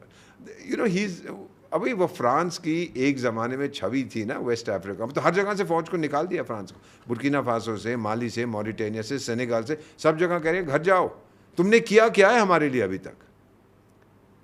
You understand. इसीलिए चीन जो है, ये सर मेरी बात आप मान लीजिएगा कि अगर आप अपना इन्फ्लुएंस किसी देश में जिसको हम थर्ड वर्ल्ड कहते हैं बनाना चाहते हो, आपको पैसा देना पड़ेगा। अमेरिकन जो भी उनको कहे ना जितनी मर्जी गाली दो, they are a very generous people. मैं तो रहा हूँ, मेरे दोनों बच्चे वहाँ रहते हैं, वो पैसा कहीं भी आपातकालीन स्थिति हो वो पैसा देने को तैयार हैं। चीन नहीं है। पाकिस्तान में अगर कोई बाढ़ आ जाती है और उसमें 20 लाख लोगों को नुकसान हुआ तो चीन जो है 5 तंबू भेज देगा, लो जी हमने $100 करोड़ के 5 तंबू भेज दिए। What nonsense. पर चीन है ही ऐसा, उनकी फितरत नहीं है किसी की मदद करना। पैसा, उसका भगवान क्या है? पैसा। सर आपने बातचीत में कहा कि 53 कंट्रीज़ हैं जिनकी यहाँ पर काइनेटिक कॉन्फ्लिक्ट चल रहा है अभी। 59 कंट्रीज़ हैं। सबसे ज़्यादा बड़ा प्रॉब्लम कहाँ पर है? देख रहे हैं आप, यूक्रेन में देख रहे हैं, रूस का देख रहे हैं, और गाजा इजराइल का आप देख रहे हैं। इजराइल के इस एक्शन पे क्या स्टैंड है आपका? मेरा सिंपल, इजराइल जो करना चाहता है वो करे। बट अमेरिका इजराइल को नहीं रोकता। नहीं, अमेरिका क्यों रोकेगा? उसने मैकडोनाल्ड ट्रम्प ने क्या बोला, मैं तो यहाँ पे वो बना, अरे सर मैं गाजा गया हूँ, इट्स ब्यूटीफुल। मध्य सागर, मेडिटेरेनियन सी का पानी जो आता है गोवा के मुकाबले का नहीं है, लेकिन बहुत खूबसूरत है। बनाओ अपना रिजॉर्ट, मैं भी जाऊँगा, और वहाँ पे वो बेली डांसिंग होगी और सब कुछ होगा। मैकडोनाल्ड ट्रम्प तो यही करना चाहता है। पर अभी बच्चे भूखे मर रहे हैं, एक नैरेटिव चल रहा है। गलती किसकी है? कितने गाजा वाले हैं जो कहते हैं हमास चोर है, डाकू है, बदमाश है, नहीं करना। कोई नहीं कहता। थैंक यू वेरी मच, जन्मदिन मुबारक हो। राइट आपने तो जिहाद बना दिया उसका, हर चीज में जिहाद। अरे जिहाद अपने आप से लड़ा जाता है, अंदर बेवकूफ हो। मैं बताऊं आपको, कब तक लड़ा जा रहा है वो? अब तक की लड़ते वो खाली कर रहा है ना उसको। बहुत लोग, इजराइल के एक बहुत अच्छे बुद्धिजीवी मेरे बहुत मित्र हैं, उन्होंने मुझसे एक चीज़ कही थी। सेज हमारी समस्या डेमोग्राफिक अग्रेशन है। इजरायली महिला शादी करेगी 1 या 2 बच्चे मैक्सिमम, या तो यहाँ तो एक पत्नी के साथ 25 करते हैं, ये हमको तो खा जाएंगे ये लोग। So we have to clear them out. उसने बड़ा क्लियर है नेतन्याहू। मुझे मिले आप नेतन्याहू से? सॉरी, नेतन्याहू से मिले आप? हाँ सुना। कैसे as a person? Superb, committed totally to his country, just as Narendra Modi is committed totally to India. एक चीज़ अगर वो क्या नाम मैकडोनल्ड कहता है कि मागा मेक अमेरिका ग्रेट अगेन, इनका भी ये है पीएम साहब का MIGA, but it is make India great always, not again. You know, come on sir, ये विष्णु का अवतार है ये व्यक्ति। जितनी आप लोगों ने ऑपोजिशन ने गाली देनी है दीजिए, मुझे कोई फ़र्क नहीं पड़ता। भारत की जनता जानती है कि ये आदमी कौन है और क्या कर रहा है। और जो यात्रा निकालता है, चलिए पॉलिटिकली नहीं करना चाहिए वो आप कल सुबह तक बहस करिए। किसी को फ़र्क पड़ता है साउथ अफ्रीका में कि इंडियन पार्लियामेंट में क्या डिस्कशन हो रही है? किसी को फ़र्क पड़ता है अर्जेंटीना में? कोई फ़र्क नहीं पड़ता। बस सबको ये, मैं अमेरिका से वापस आ रहा हूँ ये अभी पिछले साल अक्टूबर नवंबर में 2 बजे का फ़्लाइट है एयर इंडिया का। तो वो क्योंकि मैं हाथ में, क्षमा कीजिए, ये सारी चीज़ें पहनता हूँ ना, तो वो जो क्या होता है वो मेटल डिटेक्टर वो तो एक young American officer, black American, 30 साल का होगा, कहता है सर मशीन कर रही है और यहाँ भी आप पहनते हैं, I have to pat you down. फिर कहता है ये क्या ये क्या ये क्या, ये मैं बता रहा था। फिर मुझे पूछा आप कौन से देश से हैं? तो मैंने कहा officer I am an ambassador, Bharat का राजदूत हूँ। Oh sir are you a Hindu? अब उसको अंग्रेजी को ज़्यादा तो आती। I said yes I am a Hindu. You are the good guys, I won't search you sir, जाइए। अब इससे बड़ी चीज और क्या हो? मैं क्या कहता हूँ उसको, नो सर्च मी। और नाम मैंने शाहरुख खान को तो इतना सर्च करते हैं, देखिए, क्योंकि नाम, ओके, दैट्स द आंसर। अगर मैं पूछना नहीं चाहता था कि अगर मैं मुसलमान होता तो क्या करता, I didn't want to ask him, क्यों कहूँ मैंने। उसने बोला Hindus are the good guys, जाइए। प्रेसिडेंट एपीजे अब्दुल कलाम की भी तलाशी ली थी। अब बेवकूफ़ नहीं है। और इस्लाम की छवि को 9/11 ने ख़त्म कर दिया है। 9/11 से पहले इतनी सख्ती नहीं थी। जो आपने अमेरिका पे हमला किया और जिहाद उसको घोषित कर दिया। बेवकूफ़ों, आप लोगों ने इस्लाम का नाम लिया और इस्लाम को ही बर्बाद कर दिया। सर एक सवाल ये है कि भारत हर जगह न्यूट्रल इमेज जो न्यूट्रल नहीं, मल्टी अलाइंड, सबके साथ दोस्ती। पर क्या ये पॉसिबल है? 100%। हमको क्यों बोला कि जाके यूक्रेन और रूस के बीच के नेटो लीडर से बातचीत करो? मैंने उनसे पूछा, मैं तो इन्वॉल्व था। मैंने कहा कि भाई आप लोग पुतिन से क्यों नहीं बात करते? यूरोपियन कहते हैं हमने जी गाली दी है उसको। तो किसने बोला था गाली दो? टाइगर, हमारे पास Sushma Swaraj foreign service institute है, देश की राजधानी दिल्ली में, named after a former foreign minister, outstanding lady. आप आइए, हम आपको ट्रेनिंग देंगे डिप्लोमेसी में। हम तो चाणक्य की संतान है, गाली गलोच हम नहीं करते। फायदा क्या है उसका? जब ट्रंप साहब बोले, हर बार कहते हैं मैंने मध्यस्थता की, वो झूठ नहीं बोल रहा अपनी तरफ से, क्योंकि वानुआटू एक छोटा सा द्वीप है, तो वहाँ के प्रधानमंत्री ने अगर नरेंद्र भाई मोदी से कह दिया कि भाई अब बंद करो इसको, और पाकिस्तान को फ़ोन करे बंद करो, वो बोले मैंने मध्यस्थता कर दी। क्या मध्यस्थता की? ये तो कहने दो। अब मैं कह सकता हूँ कि झूठ बोल रहा है, क्या फ़ायदा मुझे? भाई उस आदमी का जो स्वार्थ है वो इतना बड़ा, ईगो उसकी, होने दो ना। क्या फ़र्क पड़ता है? मेरा क्या नुकसान हो रहा है? अगर वो कहता है मैंने मध्यस्थता किया, तो मैं ये नहीं कहता कि वो झूठ बोल रहा है, मैं कहता कि मध्यस्थता किसी ने नहीं की, हम डायरेक्टली बात कर रहे हैं। मैंने ये नहीं कहा कि ट्रंप झूठ बोल रहा है। ये गोरे समझ नहीं पाएंगे, आपके ऑपोजिशन। आप ट्रंप को गाली क्यों नहीं देते? क्यों दूँ उसको? मुझे क्या मिलेगा? फ़ायदा क्या मिलेगा? को मिलेगा मुझे? पर सर मीडिया में जो नैरेटिव बनता है, जो आम आदमी जिसको कंज्यूम करता है, वो यही कहता है कि आप इजराइल का डायरेक्ट साथ नहीं देते, आप डायरेक्टली रशिया का साथ नहीं देते, जबकि आपके कॉन्फ्लिक्ट में वही दो हैं जो आपके साथ खड़े रहते हैं। हम लोग डायरेक्टली और इनडायरेक्टली जो हम समर्थन करते हैं, इसके भी कई मायने होते हैं। उसको हथियार चाहिए, ये चाहिए, वो चाहिए, वो सही है। इजराइल हमारे साथ ओपनली कह रहा है कि हम सपोर्ट करेंगे आपको। हमने भी कहा है कि जो इजराइल पे अटैक हुआ था हमास का, हमने कहा नो, पीएम साहब की बड़ी स्टेटमेंट्स है क्लियर कि ऐसा नहीं होना चाहिए, वी आर विद इजराइल। पर पैलेस्टाइन में जो हुआ तो उसके सपोर्ट में भी बेटा, आपने पैलेस्टाइन का जो इस समय हो रहा है वो किसकी गलती? We will again not get involve. ठीक है। मैं तो यही कहना चाहता हूँ कि जो इजराइल में हुआ था, जैसे 9/11 हुआ था, 9/11 जिस दिन ये आक्रमण हुआ था ना अमेरिका पे, उस दिन आप भी और मैं भी और जो लोग आपके स्टूडेंट, हम सब अमेरिकन से, हमको ये अच्छा नहीं लगा। जिस दिन हमास ने गाज़ा पे वो किया, उस दिन हम सब यहूदी थे, मैं भी यहूदी था उस दिन। दिल रोता है ना देख के कि उस बच्ची को आप 16 साल 17 साल की बच्ची के साथ बलात्कार कर रहे हैं, उसके मरे हुए शव को उसके साथ आप बलात्कार कर रहे हैं। ये कौन सा धर्म सिखाता है आपको? उस दिन मैं भी यहूदी था, हम सब, सारी दुनिया यहूदी थी। तो ये लोग समझते नहीं है कि ऐसा करके फिल्म बना के दुनिया को दिखाना, ये चीज़ें गलत है। आप अपने ही धर्म को गाली दे रहे हैं, आप उसकी छवि को बर्बाद कर रहे हैं। जिस दिन इन मुल्लों को ये समझ आ गई, शायद फिर इस्लाम का रिवाइवल शुरू हो जाए। I am not a expert on religions, इतना ही बताना चाहता हूँ कि मेरे मन में भी, और मैं बड़े खुले दिल का हूँ, खुले दिमाग का हूँ। All right, you want to know, मेरे एक्सटेंडेड परिवार में एक मुस्लिम बहू है, मेरी बहन का हस्बैंड आधा क्रिश्चियन है, हमारे साहिबजादे एक यहूदी लड़की के साथ दोस्ती कर रहे हैं। अब मैं सेक्युलर हूँ कि नहीं हूँ? Sir short answers only. Have you ever felt unsafe during a foreign posting? Never, never. कोई धमकी कभी कुछ आई? हाँ, धमकियाँ कई बार आती थी, लोग कहते ये कर दूंगा, वो कर दूंगा। सूडान में तो बहुत आती थी, because I was involve in supporting the government. वो जो आतंकी कुछ कहते रहते थे, बट पठान हूँ यार। आधा पीटा है कभी आपने किसी को? Physically after becoming a diploma, after joining the foreign service, आरोप लग गया तो फिर मुश्किल हो जाएगा उसको बचा। आप क्या करेंगे सर? कोई आपका क्या मालूम है, कोई स्टैट्यूट ऑफ लिमिटेशंस नहीं होता।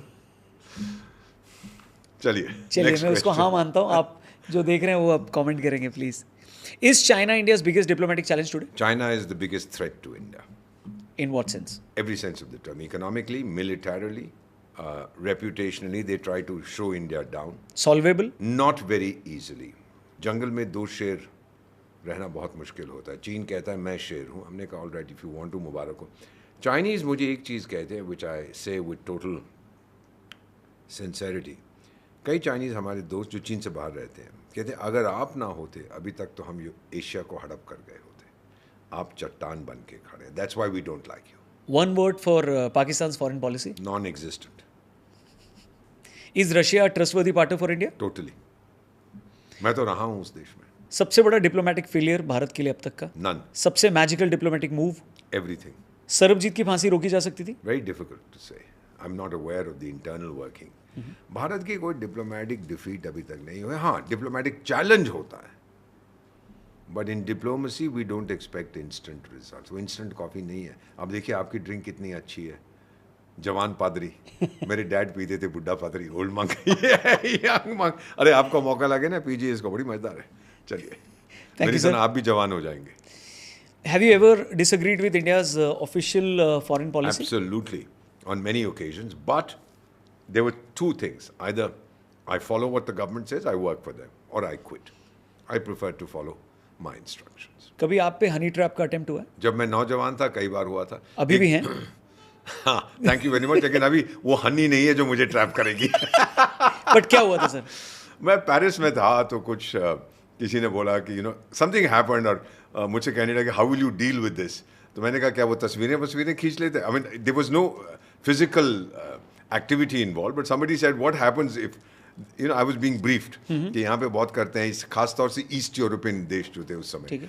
तो मैंने कहा अगर वो मुझे फोटोएं भेजेंगे, तो मुझसे पूछा कि अगर आपको 10 फोटोएं भेजेंगे क्या करोगे? मैंने कहा मैं सीधी बात बोलूंगा, फोटो नंबर 1 की 40 कॉपी भेजिए, फोटो नंबर 2 की 30 भेजिए, मैं अपने दोस्तों को बांटूंगा। They just gave. Nobody ever tried it. They knew my values, my family values are too strong, beta. But how easy or difficult it is to honey trap someone? Oh, very easy to do it. I mean, there are people जो सब अपने आप को Rambo समझते हैं, mails females. देखिए हमारी वो भी तो थी, वो लड़की मिस गुप्ता जो इस्लामाबाद में पकड़ी गई थी। She was involve, physically involve with somebody, उससे मेरा ख्याल 20 या 30 साल छोटा था पाकिस्तानी। उनके रिलेशनशिप डेवलप होती गई, फिर उसको वापस लाया गया। We brought her, she was arrested, she was sentenced to jail, then I think she passed away. She passed away, yes. तो वो केस जो था वो फिर जो है वो अबेट हो गया। One word for diplomacy under Modi? Outstanding. Room of improvement है कुछ आपको लगता है? Always. Which zone is critical? The best foreign service in human history is the Indian Foreign Service.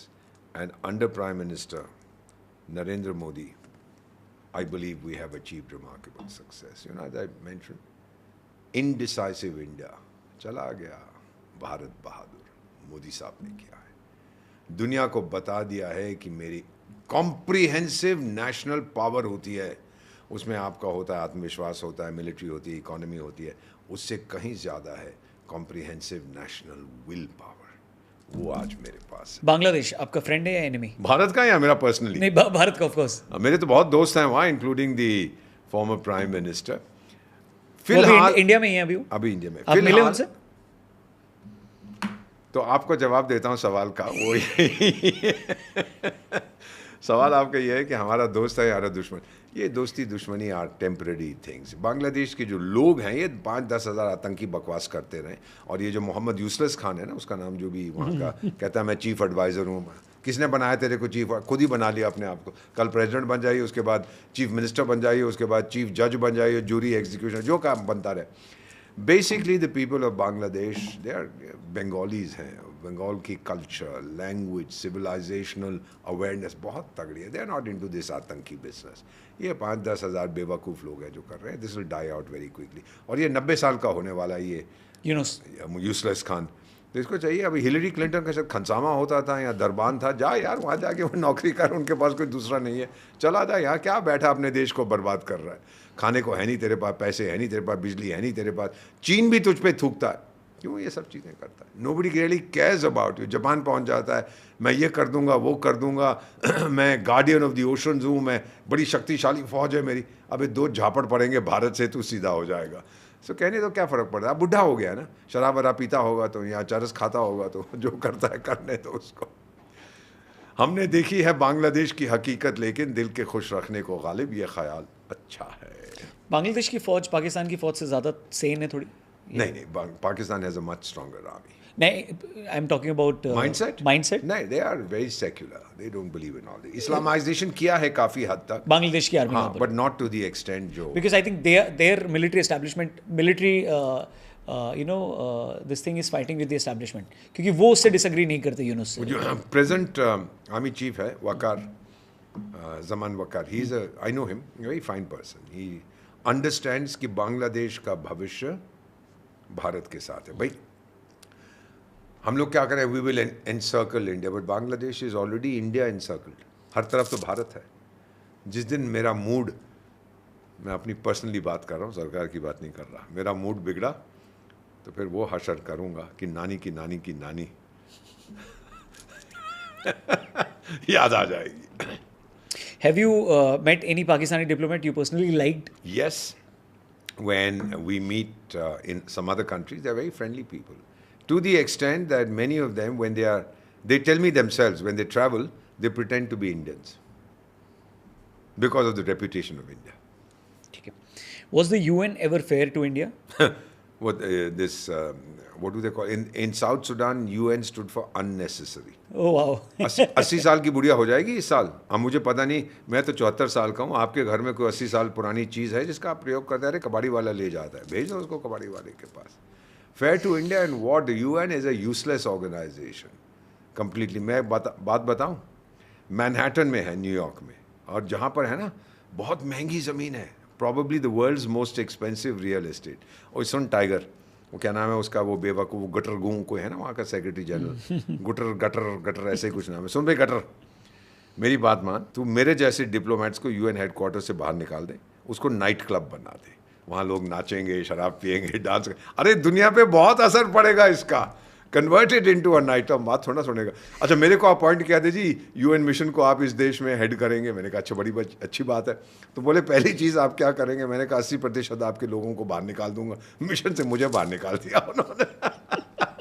Completely useless मॉरिबंड organise है. वो सोती रहती है, सारा सोती है. ये भी जो ये है गटर गूं, ये भी अब तो पिछले साल बोल रहा था मेरे पास ना फौज है ना मेरे पास पैसा है, मेरे पास बुलंद आवाज़ है, मैं उसको उठाऊंगा. मैंने कहा तो हर भारतीय पॉलिटिशियन बन जाएगा सेक्रेटरी जनरल, सबकी बड़ी बुलंद आवाज़ है.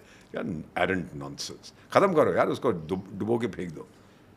वो ज़मीन मैं खरीद लेता हूँ. चला ये ज़मीन बिकाऊ है, एक पोस्टर लगवा दे वहाँ पे UN. टोटली. प्लीज़ कॉन्टैक्ट रौनक जैसी, वो बता देगा आपको. For sale. एक आध बिस्सा मेरे को भी दे दीजिएगा सर उसमें से. One word for India's relationship with Africa. Excellent. Okay. Based on trust and mutual respect. Can diplomacy prevent war in today's scenario? It's meant to. That's the whole purpose. We try to prevent war. When we can't, we let the military take over. When the military has done what it has to, they come back to diplomats to sign the agreements. From the time diplomacy was invented, I don't know how many wars it has prevented. It couldn't prevent the First and Second World Wars, both of which started in Europe. आपने कभी witness किया है foreign conspiracy against India? Yeah. Tried to see people working overtime to undermine our interests. I've seen that. And particularly when I was in the Ministry of External Affairs, not when I'm overseas, then I don't get the opportunity. But then I did, and we were able to torpedo it immediately. We are very effective. आपको कभी कोई direct threat आया China या पाकिस्तान से? कई फतवे मेरे against issue हुए हैं. होने दीजिए. पंजाबी हूँ भाई, पंजाब में एक कहावत है KFB की फ़र्क पैंदा है. 74 साल की मेरी उम्र हो गई. टाइगर पठान का बेटा हूँ, आजा आजा आजा. अरे सामने आप पीठ पे मत वार करियो. Is Nehru's foreign policy misunderstood? I think the reassessment is that it wasn't all that successful. But we are reassessing it in terms of today's realities. उस समय क्या था? नया देश था. People were very eager. Bharat was punching above its waist. हमने Gaza में ही था, हमने पहली पीस कीपिंग मिशन में पार्टिसिपेट किया था 1956 में. तो we had this reputation that India is a peace loving country. तो वो शांति शांति शांति के नाम में कुछ हम खुद ही we got so carried away by what we were saying, Hindi चीनी भाई भाई and all that nonsense. Right. तो अभी जो है today in foreign policy the number one issue is realism. अपनी ताकत समझो, दुश्मन की ताकत समझो, और उसके आधार पर आपने जो करना है करिएगा. आज वो रियलिज्म हमारी फॉरेन पॉलिसी में है. इसीलिए तो हम कहते हैं no non alignment, we have all alignment. जो मेरे से दोस्ती करना चाहता है आजा टाइगर, जो दुश्मनी करना चाहता है तू भी आजा टाइगर. अरे दोस्त है तो तेरे लिए जान दे दूंगा, दुश्मन है तो तेरी जान ले लूंगा. सर RIC की बात हो रही है, हो पाएगा मीटिंग्स? आई थिंक कुछ वापस से उसको बातचीत होती रहती है, करेंगे. What is the harm? कोई फर्क नहीं पड़ेगा. बट चाइना उसमें पार्टिसिपेट चाइना करेगा? आएगा, रूस आएगा, भारत आएगा, मीटिंग हो जाएगी, चाय पियेंगे, समोसे खाएंगे और चले जाएंगे. It's good to show the rest of the world that we can be together. Correct. इसका एक डेमोन्स्ट्रेशन इफेक्ट कि भाई ठीक है हमारी चाइना के साथ समस्याएं हैं, लेकिन अभी भी हम रूस और चीन इकट्ठे बैठ के आपको चुनौती दे सकते हैं. जैसे हम ब्रिक्स को बढ़ा रहे थे और G20 को बढ़ा रहे हैं, etcetera etcetera. This is just to say that there is an alternative to the West. आपका G7 वो बेवकूफ़ लोग हैं जो करते रहते. पहले G4 था, फिर 5, 6, 7 बन गया. तो बड़ी बड़ी बातें करते हैं कि हम दुनिया के भविष्य को तय करते हैं, और टाइगर बैठ जाएगा जाके छोले खा मेरे सर के. एक टाइम था जब 70% दुनिया की आर्थिक ताकत आप लोगों के पास थी. आज 30% भी नहीं है.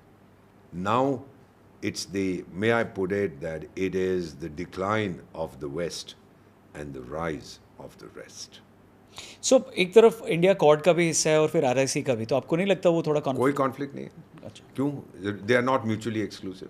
मैं आपके साथ भी दोस्ती करूंगा, आपके दुश्मन के साथ भी दोस्ती करूंगा, आपके दुश्मन के दुश्मन के साथ भी दोस्ती करूंगा. How does it make a difference? But Chanakya ने क्या कहा था? जी, दुश्मन का दुश्मन मेरा दोस्त, पर ये नहीं कहा कि दोस्त का दुश्मन जबरदस्ती मेरा दुश्मन भी बने. I deal with people. हमारे कंपार्टमेंट्स होते हैं. ठीक है. आपसे पॉलिटिकली डिसएग्री करता हूँ, लेकिन कमर्शियल डील में करता रहूँगा, टेक्नोलॉजी डील में करता रहूँ. अमेरिका में मैकडोनल्ड ट्रम्प साहब जो कहते हैं करने दो, लेकिन मेरा जो ब्रांड एक्विटी अमेरिका में वो बहुत गहरा है, वो नहीं कहीं जाएगा. So one question related to IFS. Is the Indian foreign service still elitist? It's the best in the world. Okay. Is the Indian media helpful in foreign diplomacy? By and large, there are some who try to undermine our diplomacy. तो आप अब उनको मिलते हैं जो पुराने वाले थे, तो क्या बोलते हैं आप उनसे? बात होती है पुराने जो भारत की मीडिया पहले अलग थी 10-15 साल पहले? I would say that there is evolution always, and that's a process of growing up. It's a very natural process. अब ज़्यादा सवाल करते हैं, एनालाइज करते हैं. My only request is, जो लोग आप जैसे हैं, यंगर पीपल, और जो करोड़ों लोग आपका प्रोग्राम देख रहे हैं, भारत को आप गोरे की नज़र से मत देखो. भारत को भारत की नज़र से देखो, फिर आप समझ पाएंगे कि मेरी माँ क्या है. बट सर डिफ़िकल्ट इसलिए ज़्यादा है ना, क्योंकि जिस जनरेशन से आप आते हैं और जिस जनरेशन से अभी की जिससे आप हैं पब्लिक है, वो इंस्टाग्राम को देख के बढ़ती है.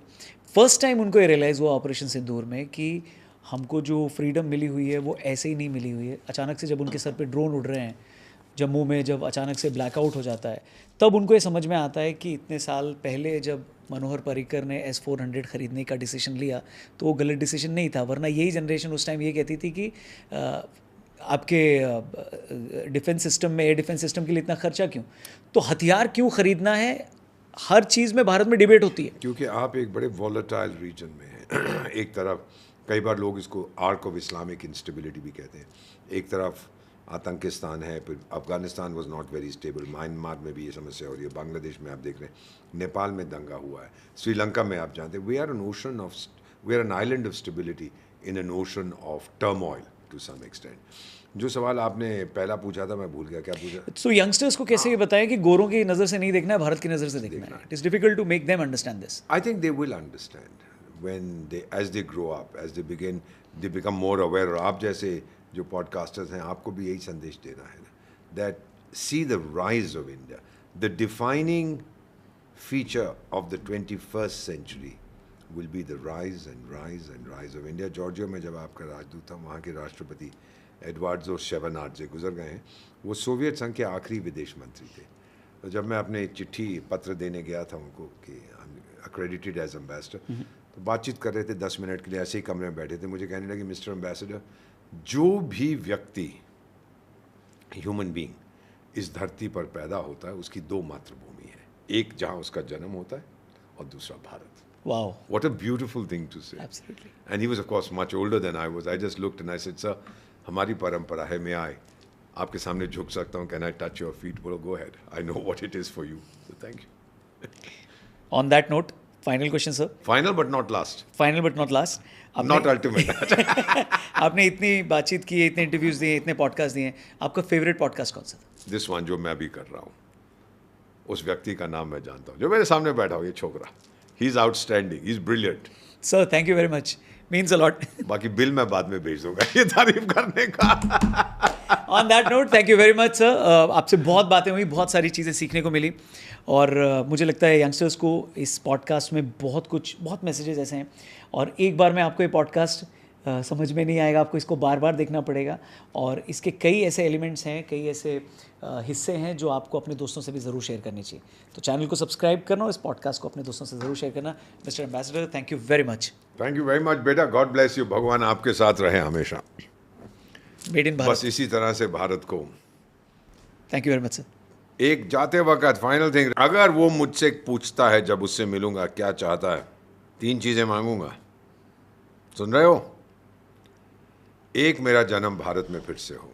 दूसरा, फिर से भारत का राजदूत बनूं। और तीसरा, रौनक जेसी से फिर मेरी इंटरव्यू होनी चाहिए। Thank you very much sir, superb. जय हिंद एवरीवन। थैंक यू बेटा, थैंक यू।